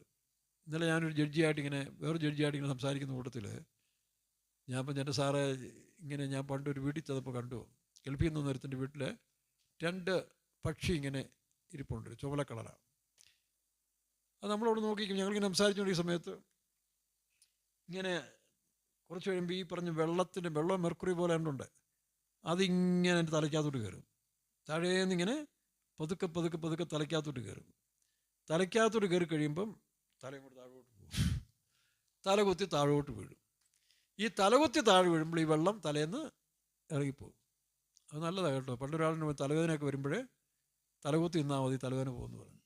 കാരണം ബ്ലഡ് സർക്കുലേഷൻ തലയ്ക്ക് കയറിയും പെയിൻ മാറിപ്പോകുന്നതാണ്. പിള്ളേരൊക്കെ തലകുത്തിക്കുന്നല്ല കേട്ടോ. ചെറുപ്പത്തിലെ തലകുത്തി നിന്ന് പഠിക്കണം, നല്ലതാണ്. അതെല്ലാം കൊണ്ടും നല്ലതാണ്. ജനലിലൊക്കെ പിടിച്ച് ആദ്യം കയ്യും കാലം ഒടിയാതെ സൂക്ഷിച്ചോണം. ഞാനൊരു പുനലൂർ ഒരിക്കൽ പോകുമ്പം, പുനലൂർ ചെന്ന സമയത്ത് അവിടുത്തെ സെൻട്രൽ പാസ്റ്റർ, ചെറിയ അച്ഛൻ്റെ ബോഡി നന്നായിട്ടിരിക്കുന്നുള്ളത് മെയിൻ്റെനൻസ് ചെയ്യുന്നതാണോ എന്ന് ചോദിച്ചു. ഞാൻ പറഞ്ഞു, ഇച്ചിരി മെയിൻ്റെനൻസ് ഉണ്ട്, ബാക്കി തമ്പുരാൻ തരുന്നതാണ്. അല്ല, നല്ല സ്കില്ലായിട്ടിരിക്കുന്നു, അല്ല ഇത് എന്തോ ലീനായിട്ടിരിക്കുന്നു എന്നൊക്കെ പറഞ്ഞു. ഞാൻ നിങ്ങൾക്കും തെറ്റില്ലല്ലോ, ചെറിയ അച്ഛൻ തലകുത്തി വയ്ക്കുമെന്ന് ചോദിച്ചു. ഞാൻ അതുവരെയും പഠിച്ചിട്ടില്ലെന്ന് പറഞ്ഞു. എന്നാൽ കൊണ്ടോളാൻ പറഞ്ഞ് ആ സെൻട്രൽ പാസ്റ്റർ തലകുത്തി 5-6 മിനിറ്റ്. ഞാൻ ചെറുപ്പത്തിൽ പഠിച്ചതാണ്. ഞാൻ പറഞ്ഞ ഏറ്റവും നല്ല എക്സസൈസാണ്. തലകീഴായി നിന്ന് ശീലിക്കുന്നത് ഏറ്റവും നല്ല കേട്ടോ. പിള്ളേരെല്ലാം പ്രാക്ടീസ് ചെയ്യുന്ന നല്ലതാണ്. അത് തലയ്ക്കകത്ത് ബ്ലഡ് സർക്കുലേഷൻ ഉണ്ടാകും, നല്ലതാണ്. ഇരിക്കട്ടെ. യോഗ ഒന്നും ചിന്തിക്കേണ്ട. ഇത് യോഗയല്ല, ഇത് യോഗയൊക്കെ പഠിക്കുന്നതിന് മുമ്പേ നമ്മൾ ചെയ്തതാണ്. എനിവേ, അപ്പോൾ ഈ പറഞ്ഞ പോലെ ക്രിസ്തുവിൻ്റെ ദിവ്യ സ്വഭാവത്തോട് നമ്മൾ പങ്കുള്ളവരായിത്തീരണം. മനസ്സിലാവുന്നു? അതെൻ്റെ പാഷ ഇപ്പോഴും ഉണ്ട് കേട്ടോ, കേരളത്തിൽ തന്നെ ഉണ്ട്. കണ്ടുപിടിച്ചു, ഒരു സമ്മാനം തരാം. എനിവേ, അപ്പോൾ എന്ത് ചെയ്യണം? അവൻ്റെ ദിവ്യ സ്വഭാവത്തോട് നാം അനുരൂപരായിത്തീരുമ്പോൾ നിങ്ങൾ തിരിഞ്ഞ് ആരെ പോലെ ആകും? വായിച്ചേ, ശിശുക്കളെപ്പോലെ മത്തായി 18:4. നിങ്ങൾ തിരിഞ്ഞ് ശിശുക്കളെ പോലെ ആയി വരുന്നില്ല എങ്കിൽ ശിശുക്കളെ പോലായി തീരുമ്പോൾ ഈ പറഞ്ഞ പോലെ ജാതിയും ഭാഷയും മതവും പെന്തിക്കോസും സമുദായം എല്ലാം പോകും. അങ്ങനെയുള്ള മനുഷ്യർ ഇന്ന് ലോകത്തിൽ തന്നെ ചിലരെ കാണാം. പെന്തിക്കോസ് വരാതെ തന്നെ ആ ശിശുക്കളുടെ മനസ്സുള്ള ചിലരെ കാണാം. ഞാനൊരു വീട്ടിൽ ചെല്ലുമ്പോഴേ, കുറേ വർഷങ്ങൾക്ക് മുമ്പ് ഒരു വീട്ടിൽ ചെല്ലുമ്പോൾ അവിടെ പുള്ളി ഒരു കളക്ടറായിരുന്നു. വീട്ടിൽ ചെന്നപ്പോൾ ഞാൻ നോക്കുമ്പം കൊച്ചുപയ്യൻ കൊച്ചുമക്കൾ എന്ത് ചെയ്യുന്നു, ഈ അപ്പച്ചനെ ഉരുട്ടിയിട്ടിട്ട് ആന കളിക്കുക. ഞാൻ ചെല്ലുമ്പം കളക്ടർ എന്ത് ചെയ്യുന്നു, പിള്ളേരെ ഒക്കത്ത് കയറ്റിയിട്ട് ആന കളിക്കുക. ഞാൻ ചെന്താ സാറേ? അപ്പോൾ ആ ഭാര്യ പറയാം, അമ്മച്ചി പറയാം, എൻ്റെ ഭാഷയെ പുള്ളി പെന്തിക്കോസായിരുന്നില്ല, ഇപ്പം അച്ചായൻ വായിക്കുന്ന ബാലരമയൊക്കെയാണ്. അച്ചായൻ അതൊക്കെ ഇഷ്ടം. വലിയ വലിയ പുസ്തകമൊക്കെ വായിച്ച് മടുത്ത് പുള്ളി ഇപ്പം ബാലരം വായിക്കുമ്പോൾ സന്തോഷം. കാരണം മനസ്സങ്ങ് ചുരുങ്ങി, സന്തോഷം പിള്ളേരുടെ മനസ്സായി അങ്ങനെ ആയി തീരണം. അവസാന ഘട്ടത്തിൽ നാം ശിശുക്കളുടെ മനസ്സായി തീരുമ്പോഴാണ് ആസ്വാദനം ഉണ്ടാകുന്നത്. അവിടെ ജാതിയിൽ കണ്ടില്ല, ട്രെയിനിലൊക്കെ യാത്ര ചെയ്യുമ്പോൾ കുഞ്ഞുങ്ങൾ എവിടെ ഓടിപ്പോകും, ആരെയും സ്നേഹിക്കും. ജാതിയില്ല, മതമില്ല, ഭാഷയില്ല. അതാണ് ശിശുക്കളെ പോലെ. അതുകൊണ്ടാണ് പത്രോസ് ലേഖനം 2-ാം അധ്യായത്തിന് 1-ാം വാക്യം, എല്ലാ ചതിവും വ്യാജഭാവവും ഇതൊക്കെ മാറ്റി ഇപ്പോൾ ജനിച്ച ശിശുക്കളെ പോലെ വായിച്ചു ചെയ്യുന്നു. 1 പത്രോസ് 2-ന്റെ 1-ാം വാക്യം മുതൽ. ആകയാൽ സകല ദുഷ്ടതയും, പ്രിയരെ, ഇതെല്ലാം ഉപേക്ഷിക്കുക. ഞാൻ പെന്തിക്കോസിൽ മാത്രമല്ല, എല്ലാ ജാതി മതക്കാരും ഇതെല്ലാം ചുമ്മാതെ കണ്ടുകിടച്ചാളുകളെല്ലാം മനസ്സിൽ ആരാധിച്ച് പാമ്പിനെയും മൃഗത്തെയെല്ലാം ആരാധിച്ച് ഈ സ്വഭാവങ്ങളെല്ലാം മാറിയിട്ട് സത്യദൈവത്തെ ആരാധിക്കാൻ തുടങ്ങും. ആത്മാവിൻ്റെ സത്യത്തിലും ആരാധിക്കാൻ തുടങ്ങും. എന്നിട്ട് നല്ല കാര്യങ്ങൾ എടുക്കുക. നിങ്ങളുടെ മതഗ്രന്ഥം തുറന്നു വെക്കുക, ബൈബിളും തുറന്നു വെക്കുക, യേശുക്രിസ്തുവിൻ്റെ അതിനെടുക്കുക, നിങ്ങളുടെ അവതാരങ്ങളും തിരഞ്ഞെടുക്കുക. എന്നിട്ട് ആരാണോ ഏറ്റവും നല്ല കാര്യങ്ങൾ പറഞ്ഞ് അവരങ്ങ് സ്വീകരിക്കുക. ബാക്കിയുള്ളതിനെ വേണ്ടാത്ത സമൂഹത്തിന് നിരക്കാൻ കൊള്ളാത്ത കാര്യങ്ങൾ പറഞ്ഞ് നേതാക്കന്മാരെയൊക്കെ ഒഴിവാക്കുക. ദൈവങ്ങളെല്ലാം ഒഴിവാക്കിയിട്ട് ജീവിത വിശുദ്ധിക്കും സത്യസന്ധമായി പഠിപ്പിച്ച ദൈവം ഉണ്ടെങ്കിൽ ആ ദൈവത്തെ സ്വീകരിക്കുക. അതിന് പ്രത്യേകിച്ച് ചടങ്ങൊന്നുമില്ലല്ലോ. ഇവിടെ കിടന്നുകൊണ്ട് ഈ ബഹളം ഉണ്ടാക്കേണ്ട ആവശ്യമുണ്ടോ? നിങ്ങളെക്കൊണ്ട് സാധിക്കുമോ? ഇന്ത്യയെ ഒരു പ്രത്യേക രാഷ്ട്രമാക്കാനും അല്ലെങ്കിൽ ഇന്ത്യക്കാരെ ക്രിസ്ത്യാനികൾ ഭരിക്കുമെന്നും ഹിന്ദു രാഷ്ട്രമായി, ഇതൊക്കെ എന്തിനാ? പരിജ്ഞാനം വരുമ്പോൾ ഇതെല്ലാം മാറിപ്പോകും. അതാണ് നിങ്ങൾ തിരിഞ്ഞ് ശിശുക്കളെ പോലെ ആയിത്തീരുക. അതാണ് എല്ലാ ദുഷ്ടതയും ചതിവും പിന്നെ വ്യാജഭാവവും അസൂയയും എല്ലാ നുണയും നീക്കിക്കളയണം. നമ്മുടെ ചുമതലയാണ് നമ്മളിലുള്ള ഇങ്ങനെയുള്ള സ്വഭാവങ്ങൾ നീക്കിക്കളഞ്ഞ് ഇപ്പോൾ ജനിച്ച ശിശുക്കളെ പോലെ രക്ഷയ്ക്കായി വളരുവാൻ വചനം എന്ന മായമില്ലാത്ത പാൽ കുടിപ്പാൻ. ഈ വചനങ്ങൾ മാത്രമല്ല, ഇതുപോലെ ഞാൻ പറഞ്ഞ നല്ല കാര്യങ്ങൾ പറയുന്നതൊക്കെ കേൾക്കണം. വേണ്ടാത്തതല്ല സിനിമ ഡയലോഗ് മറ്റു മറിച്ചെല്ലാം അധികം കേട്ട് തലയ്ക്കകത്ത് പുണ്ണാക്കാതെ ഇങ്ങനെയുള്ള നല്ല ഡയലോഗുകൾ ആരെവിടെ കിട്ടുന്നു അതെല്ലാം കളക്ട് ചെയ്ത് അങ്ങോട്ടും ഇങ്ങോട്ടും പാസ് ചെയ്ത് നമ്മുടെ മനസ്സിനെ ശുദ്ധീകരിച്ച് അറിവുള്ളവരാക്കി തീർക്കുക. അങ്ങനെ ഒരു പുതിയ തലമുറ, അതാണ് ഇനി വസിക്കുന്ന അമേരിക്കയേക്കാൾ വിശേഷമേറിയ ഒരു രാജ്യം സ്ഥാപിക്കപ്പെടാൻ പോവുകയാണ്. വായിച്ച് യെശയ്യാപ്രവചനം 11-ാം അധ്യായത്തിന് 9-ാം വാക്യം വായിക്കുമ്പോൾ, സമുദ്രം വെള്ളം കൊണ്ട് നിറഞ്ഞിരിക്കുന്ന പോലെ ഭൂമി യഹോവയുടെ പരിജ്ഞാനം കൊണ്ട് പൂർണ്ണമായിരിക്കിയാൽ. വായിക്കാം. സമുദ്രം വെള്ളം കൊണ്ട് നിറഞ്ഞിരിക്കുന്നത് പോലെ ഭൂമി യഹോവയുടെ പരിജ്ഞാനം കൊണ്ട് പൂർണ്ണമായിരിക്കിയാൽ എന്റെ വിശുദ്ധ പർവ്വതത്തിൽ കമാൽ പാഷ സാർ പറഞ്ഞ പോലെ അവിടെ ഒരു തുണ്ട് പേപ്പർ പോലും ഒരു സാധനവും വേസ്റ്റ് ആയിട്ട് അല്ലെങ്കിൽ വെളി കളയത്തില്ല. അത് സൂക്ഷിച്ചു കൊണ്ട് വേസ്റ്റ് പിന്നിടും. ഇവിടെ എന്ത് ചെയ്യും? കാക്ക നോക്കുന്ന പോലെ അങ്ങോട്ടും ഇങ്ങോട്ടും നോക്കി അടുത്തവൻ്റെ പറമ്പിലേക്ക് എറിഞ്ഞിടും, ഇല്ലയോ? ആരും കണ്ടില്ലല്ലോ, അവനിട്ടിരിക്കട്ടെ. അപ്പോൾ ഇതൊക്കെ നമ്മുടെയൊക്കെ സ്വഭാവം, ജന്മസിദ്ധമായ സ്വഭാവം. അപ്പോൾ പുള്ളി പറഞ്ഞു ഇതൊക്കെ ചെറുപ്പത്തിലേ വളർത്തിയെടുക്കുകയാണ്. ആ പ്യൂരിറ്റൻ ബാക്ക്ഗ്രൗണ്ട് അമേരിക്കയുടെ കൾച്ചറിൽ ഇപ്പോഴും ഉണ്ട്. ഇവിടുന്ന് ചെല്ലുന്നവരും പുള്ളി പറഞ്ഞു എൻ്റെ മകനും ഇതൊക്കെ പഠിച്ചാണ് ചെയ്യുന്നത്. അപ്പോൾ നല്ലവരോട് പഠിക്കണം, നല്ല രീതിയിൽ പഠിച്ചു വളരണം.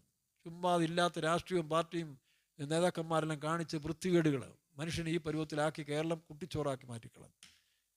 എല്ലാവരും അല്ല പറയണം, അതിൽ നിന്നെല്ലാവരും മുക്തി വേണം. ഇന്നലെ രാത്രിയിൽ വേറൊരു ഉയർന്ന ഉദ്യോഗസ്ഥൻ എൻ്റെ ഭാഷയെ പ്രാർത്ഥിക്കണം, ഈ കേരളത്തിലൊരു വിടുതൽ വേണം, ഞങ്ങളൊക്കെ ആഗ്രഹിക്കുന്നു. IAS ഉദ്യോഗസ്ഥന്മാരാ, ഞങ്ങളൊക്കെ ആഗ്രഹിക്കുന്നു. എന്ത് ചെയ്യാൻ ഒക്കും? സാഹചര്യങ്ങളില്ല, സമ്മർദ്ദങ്ങൾ വേറെ, കീഴ്പ്പെടാതിരിക്കാൻ ഒക്കത്തില്ല. അതുകൊണ്ടൊരു നല്ല, നിങ്ങളൊക്കെ പ്രസവിക്കുന്ന പോലെ ഒരു നല്ല പുതിയ ഭൂമി ഇവിടെ കേരളത്തിലുണ്ടാകണം എന്ന് അദ്ദേഹം പറയുകയായിരുന്നു. ഞാൻ ഈ കഴിഞ്ഞ ദിവസം വളരെ വിശേഷിക്കപ്പെട്ട ചില വ്യക്തികളൊക്കെ ആയിട്ട് ഇങ്ങനെ ഈ കമാൽ പാഷ സാറുമായിട്ടുള്ള ബന്ധത്തിൽ സംസാരിക്കാനിടയായി. അവരെല്ലാം ആഗ്രഹിക്കുന്നു. ഒരു റിട്ടയർഡ് ഒരു വലിയ ഉദ്യോഗസ്ഥൻ, ജഡ്ജി, കരഞ്ഞുകൊണ്ട് പറയുകയാണ്, എൻ്റെ പാഷ സഹിക്കേട്ടു, എങ്ങനെ സഹിക്കും? ഇതല്ല എന്തോ പറ്റും ഈ മനുഷ്യർക്കൊക്കെ. നമ്മളൊരു പക്ഷേ അത്ര അറിയുന്നില്ലെന്നുള്ളേ ഉള്ളൂ. നമ്മൾ പ്രാർത്ഥിക്കണം. സമയം എല്ലാം മാറാൻ പോവുകയാണ്. ദൈവത്തിൻ്റെ പ്രവൃത്തി വെളിപ്പെടുമെന്ന് നമുക്കറിയാം. സമയം വരും, സമുദ്രം വെള്ളം കൊണ്ട് നിറഞ്ഞിരിക്കുന്ന പോലെ ഭൂമി. വായിക്കാം. സമുദ്രം വെള്ളം കൊണ്ട് നിറഞ്ഞിരിക്കുന്നത് പോലെ ഭൂമി യഹോവയുടെ പരിജ്ഞാനം കൊണ്ട് പൂർണ്ണമായിരിക്കാൻ എന്റെ വിശുദ്ധ പർവ്വതത്തിൽ എങ്ങും ഒരു ദോഷവും നാശമോ ആരും ചെയ്യുകയില്ല. അതാണ് യെശയ്യാ 11-ാം അധ്യായം മുഴുവൻ വായിച്ചു നോക്കിയേ. വളരെ മനോഹരമായ അനുഭവമാണ്. അവിടെ 2-ാം വാക്യം മുതൽ വായിക്കുമ്പോൾ 7 സ്പിരിറ്റ് അവിടെ വ്യാപിക്കും. സക്കറിയ 4-ാം അധ്യായത്തിൽ കാണുന്ന 7 ആത്മാവ്. അങ്ങനെ ഭൂമി വിശദീകരിക്കപ്പെടും. അന്ന് നോക്കണം, സിംഹം വൈക്കോല് തിന്നും, എല്ലാം വെജിറ്റേറിയൻ. വീണ്ടും ഏദനീയ ആദ്യ അനുഭവം പോലെ വെജിറ്റേഷനായിട്ട് മാറുകയാണ്. വായിക്കാം. ചെന്നായി കുഞ്ഞാടിനോട് കൂടെ പാർക്കും, പുള്ളിപ്പുലി കോലാട്ടുകുട്ടിയോട് കൂടെ കിടക്കും, പശുക്കിടാവ് ബാലസിംഹവും തടിപ്പിച്ച മൃഗവും ഒരുമിച്ച് പാർക്കും. ഓറിഗണിലെ ഒർലാൻഡോയില് പോയ കമാൽ പാഷ സാർ പറയുന്നതെല്ലാം സെപ്പറേറ്റ് പേര്. നമ്മളെ ഗ്ലാസ് ഇട്ടടച്ച വാഹനത്തിൽ കൂടെ ഇവിടുത്തെ പുറത്തോട്ടിറങ്ങാൻ സമ്മതിക്കില്ല. പക്ഷെ ഇതല്ല, ഇനി വരാൻ പോകുന്ന ഈ ന്യൂ ഫൗണ്ട് ലാൻഡിൽ ദൈവം ഭൂമിയെ സ്ഥാപിക്കാൻ പോകുന്ന സ്വർഗരാജ്യത്തിൽ എല്ലാം തുറന്നു വിടും. അന്ന് പുള്ളിപ്പുലിയും സിംഹവും, തടിപ്പിച്ച സിംഹവും പുള്ളിപ്പുലിയും പശുക്കിടാവും, തടിപ്പിച്ച പശുക്കിടാവും എല്ലാം പശുവും ഒന്നിച്ചു വാഴും. ശിശുക്കൾ, കുട്ടികൾ എന്ത് ചെയ്യും? ഇതിൻ്റെ പോതി കൊണ്ടുപോയി, കുട്ടികളുടെ ഫ്രണ്ട്സാണ് അന്നത്തെ രാജവെമ്പാല. അത് കൈയിടുമ്പം തലവലിക്കും. പിന്നെ കുഞ്ഞുങ്ങളെ കളിപ്പിക്കാൻ രാജവെമ്പാല ഇങ്ങനെ തലപൊക്കി കാണിക്കും. നല്ല മനോഹരമായ തലയല്ലേ? പിടിക്കാൻ ചെല്ലുമ്പോൾ അത് താഴോട്ട് വരും. എന്നാ രസമെന്ന് അറിയാം. 1000 വർഷം പറഞ്ഞത് കാണണം കേട്ടോ. വായിച്ചേ. ഒരു ചെറിയ കുട്ടി അവയെ നടത്തും, പശു കരടിയോടുകൂടെ മേയും, അവയുടെ കുട്ടികൾ ഒരുമിച്ച് കിടക്കും. ഇന്നത്തെ കാലത്ത് മനുഷ്യനോട് ജീവിക്കാൻ ബുദ്ധിമുട്ട് ഇല്ലയോ? വീടുകളിൽ ഭാര്യ ഭർത്താവിൻ്റെ കൂടെ, ഭർത്താവ് ഭാര്യയുടെ കൂടെ, ചില പെയ്ത്തോമില് തമ്മി ജീവിക്കാൻ ചിലർക്ക് ബുദ്ധിമുട്ട്. പക്ഷെ അതെല്ലാം മാറാൻ പോവാ. അടുത്ത് സിംഹം കാള എന്ന പോലെ വൈക്കോൽ തിന്നും, നോൺ വെജിറ്റേറിയൻ വേണ്ട, എല്ലാം വെജിറ്റേറിയൻ. സിംഹത്തോട് ഇച്ചിരി കഴിക്കുന്നു, നോ വെജിറ്റേറിയൻ മതി. എന്നാൽ മൃഗങ്ങളൊക്കെ സംസാരിക്കും കേട്ടോ. 1000 വർഷ ഭരണത്തിൽ ഇതെല്ലാം സംസാരിക്കാൻ തുടങ്ങും. വായിക്കാം. സംശയമുണ്ടോ? ഇവിടെ അന്നേ പ്രവാചകന്റെ കഴുത്ത് സംസാരിച്ചില്ലേ? പല പക്ഷികളും ഇപ്പോൾ സംസാരിക്കുന്നില്ലേ? അപ്പം മനുഷ്യനും മൃഗങ്ങളും എല്ലാം സംസാരിക്കും. വായിക്കാം. മുലകൂടി മാറിയ ശിശു സർപ്പത്തിന്റെ പോതിങ്കിൽ കളിക്കും. കമാൽ പാഷ സാറിന് 1.5 വയസ്സുള്ള 2 വയസ്സ് ഉള്ളൊരു കൊച്ച് ഒരു ചെറിയ സ്ഥലത്ത് പാറപ്പുറത്ത് ഇരുന്നോണ്ട് സാറിനെ കണ്ടു ഹായ്. പുള്ളിക്ക് വലിയ സന്തോഷമായിരുന്നു. പുള്ളിയുടെ രോമാഞ്ചം കൊണ്ടെന്ന് പറഞ്ഞു ആ കൊച്ചിങ്ങനെ ഹായ് പറഞ്ഞപ്പോൾ. ഇവിടെ ഇതാ 1.5 ഒരു മുലകൂടി മാറിയ കൊച്ച് സർപ്പത്തിന്റെ പോതിങ്കിൽ അണനിയുടെ കൈയിടും. സമുദ്രം വെള്ളം കൊണ്ട് നിറഞ്ഞിരിക്കുന്നത് പോലെ. താഴോട്ട് വായിക്കുമ്പോൾ ഇനിയൊരു സംഭവം നടക്കാൻ പോവാ കേട്ടോ. 11-ാം വാക്യം 11-12 വായിച്ചേ. അന്നാളിൽ കർത്താവ് തന്റെ ജനത്തെ ശേഷിച്ചിരിക്കുന്ന ശേഷിപ്പിനെ അശൂരിൽ നിന്നും മിസ്രൈമിൽ നിന്നും. അതെന്താ ഈ സംഭവം? ഇപ്പോൾ ഇത് കുവൈറ്റിൽ കൊണ്ടുപോയി ഇസ്രായേൽ ബോംബിട്ടില്ലേ? നാളെ ഇസ്രായേൽ വലിയൊരു തകർച്ച ഉണ്ടാകാൻ പോവാണ്. ആ തകർച്ച ഉണ്ടാകുന്ന സമയത്തിൽ ഇസ്രായേലിൽ നിന്ന് അനേകര് പ്രയാണം ചെയ്യേണ്ടതായിട്ട് വരും. വീണ്ടും ഏതെല്ലാം രാജ്യങ്ങളിലേക്ക് അവർ പോകുന്നു നോക്കി. അവർ പ്രവാസികളായി വീണ്ടും ഇസ്രായേലിൽ നിന്ന് അവർ നാടുകടത്ത അല്ലെങ്കിൽ നാടുകളിൽ സ്വയം ഓടി രക്ഷപ്പെടേണ്ടതായിട്ട് വരും. വായിച്ചേ. അന്നാളിൽ കർത്താവ് തന്റെ ജനത്തെ ശേഷിപ്പിച്ചിരിക്കുന്ന ശേഷിപ്പിനെ അശൂരിൽ നിന്നും സിറിയയിൽ നിന്നും ഈജിപ്തിൽ നിന്നും പത്രോസിൽ നിന്നും കൂശിൽ നിന്നും ഏലാമിൽ നിന്നും പത്രോസും എത്യോപ്യയോട് ചേർന്ന ഒരു സ്ഥലം സുഡാന ഉണ്ടാകും തോന്നുന്നു. അടുത്ത് ഹമാത്തിൽ നിന്ന് സമുദ്രത്തിലെ ദ്വീപുകളിലേക്ക് വീണ്ടും കൊള്ളുവാൻ 2-ാം പ്രാവശ്യം കൈക്കൊണ്ടു. 1-ാം പ്രാവശ്യം കൈക്കൊണ്ടു, പ്രവാസത്തിൽ നിന്ന് വരെ കൊണ്ടുവന്ന്. ഇനി 2-ാമത്, അതാണ് ഇനി ഇസ്രായേലിന് വരാൻ പോകുന്ന വലിയൊരു അഴിവ്. ഇസ്രായേൽ ഇപ്പോൾ ചെയ്തുകൊണ്ടിരിക്കുന്ന തെറ്റോ ശരിയെന്നുള്ളല്ല വിഷയം. പക്ഷേ ഇസ്രായേലിന് ഇതിന് തിരിച്ചടി ഉണ്ടാകും. എല്ലാ രാജ്യങ്ങളും ഇസ്രായേലിനെതിരാകും. അങ്ങനെ ഇസ്രായേലിൽ ഖഡിൻ്റെ പീഡയുണ്ടാകും, ഭയങ്കരമായ ഉപദ്രവം. അവർ കുറേ കൊന്നില്ലേ? ഗാസയിലൊക്കെയാണെന്ന് പറഞ്ഞാലും അവർ പിടിച്ചെടുക്കുക എത്രമാത്രം മനുഷ്യരെ കൊന്ന് തിരിച്ചടി ഉണ്ടാകും. അങ്ങനെ അവർ പ്രവാസത്തിലേക്ക് പോയി. ഇപ്പോൾ തന്നെ സൈപ്രസ് ദ്വീപിലേക്ക് പോയി ചേക്കാറാൻ തുടങ്ങിയെന്നാണ് പറഞ്ഞത്. ഇത് മനസ്സിലാക്കി തിരുവചനപ്രകാരം മനസ്സിലാക്കിയവർ, വിശ്വാസികളായ യഹൂദന്മാർ തിരുവചനം മനസ്സിലാക്കിയവർ പല രാജ്യങ്ങളിലേക്ക് അവർ ചേക്കാറാൻ തുടങ്ങിയെന്നാണ് ഇപ്പോൾ പറയുന്നത്. നാളെ ഞങ്ങളുടെ സൈപ്രസിലേക്ക്, നമ്മുടെ കുപ്രോസ് ദ്വീപ്, സൈപ്രസിലേക്ക് കിത്തീം കപ്പലുകൾ എന്ന് പറയുന്നത് സൈപ്രസിലുള്ളതാണ്.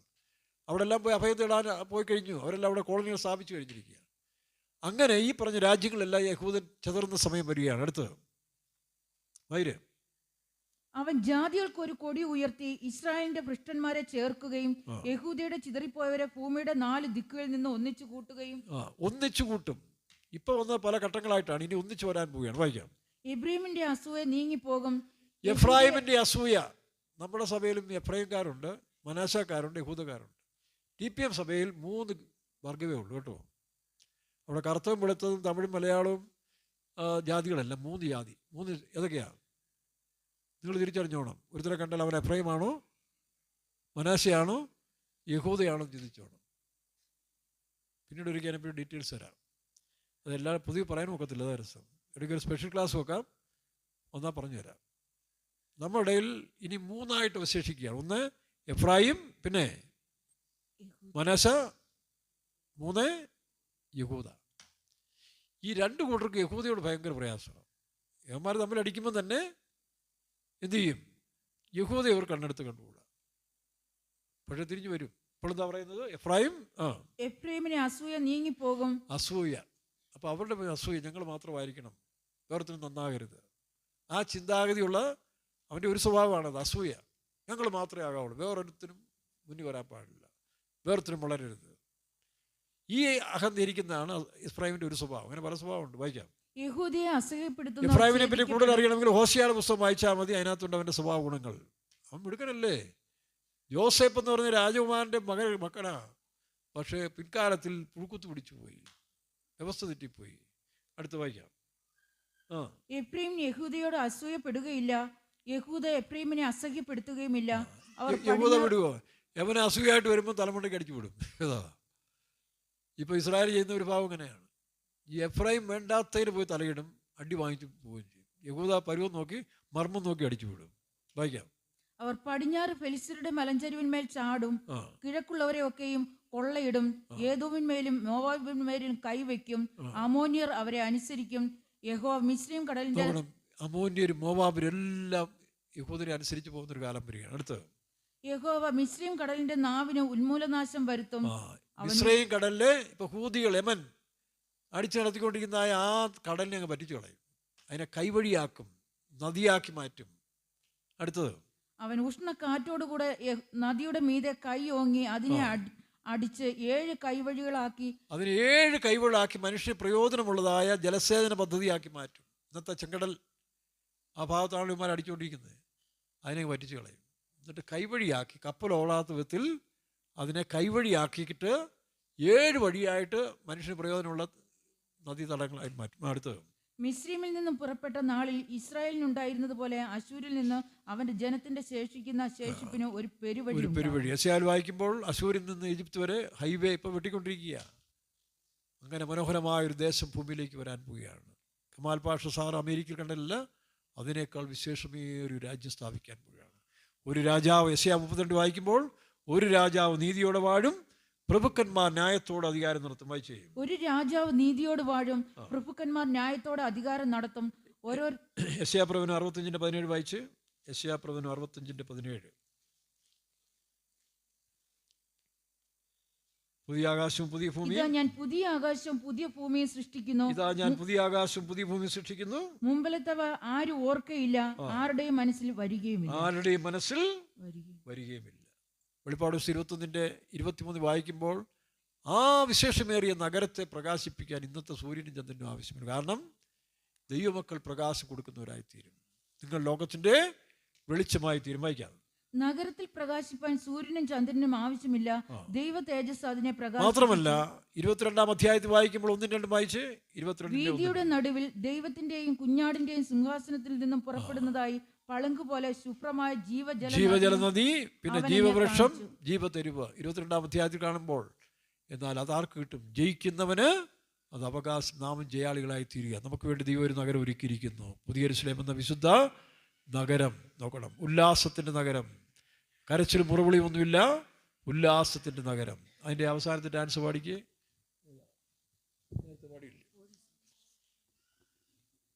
എപ്പോഴും സന്തോഷം,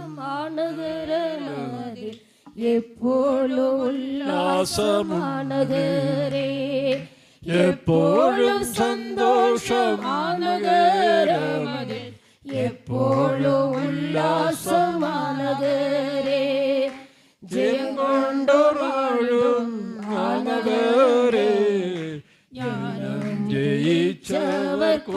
വാഴൂ. ജയം കൊണ്ടോർ വാണിടും മാനഗരേ, ഞാനും ജയിച്ചവർ കൂടെ വാഴൂ. എപ്പോഴും സന്തോഷമാനഗരമതിൽ, എപ്പോഴും ഉല്ലാസമാനഗരേ, എപ്പോഴും സന്തോഷമാനഗരമതിൽ, എപ്പോഴും ഉല്ലാസമാനഗരേ. ജയം കൊണ്ട് വാണിടും മാനഗരേ, ഞാനും ജയിച്ചവർ കൂടെ വാഴൂ. ജയം കൊണ്ടോർ വാണിടും മാനഗരേ, ഞാനും ജയിച്ചവർ കൂടെ വാഴൂ. ഹല്ലേലൂയ. അവിടെ എൻ്റെ കോർസ് പാടും. ഹല്ലേലൂയ സിയോൻ, ഹല്ലേലൂയ സാലേ, ഹല്ലേലൂയ സിയോൻ, ഹല്ലേലൂയ സാലേ. തമ്മിലിണക്കിയ നഗരം പാർപ്പതിനതീവയോഗ്യം. തമ്മിലിണക്കിയ നഗരം പാർപ്പതിനതീവയോഗ്യം.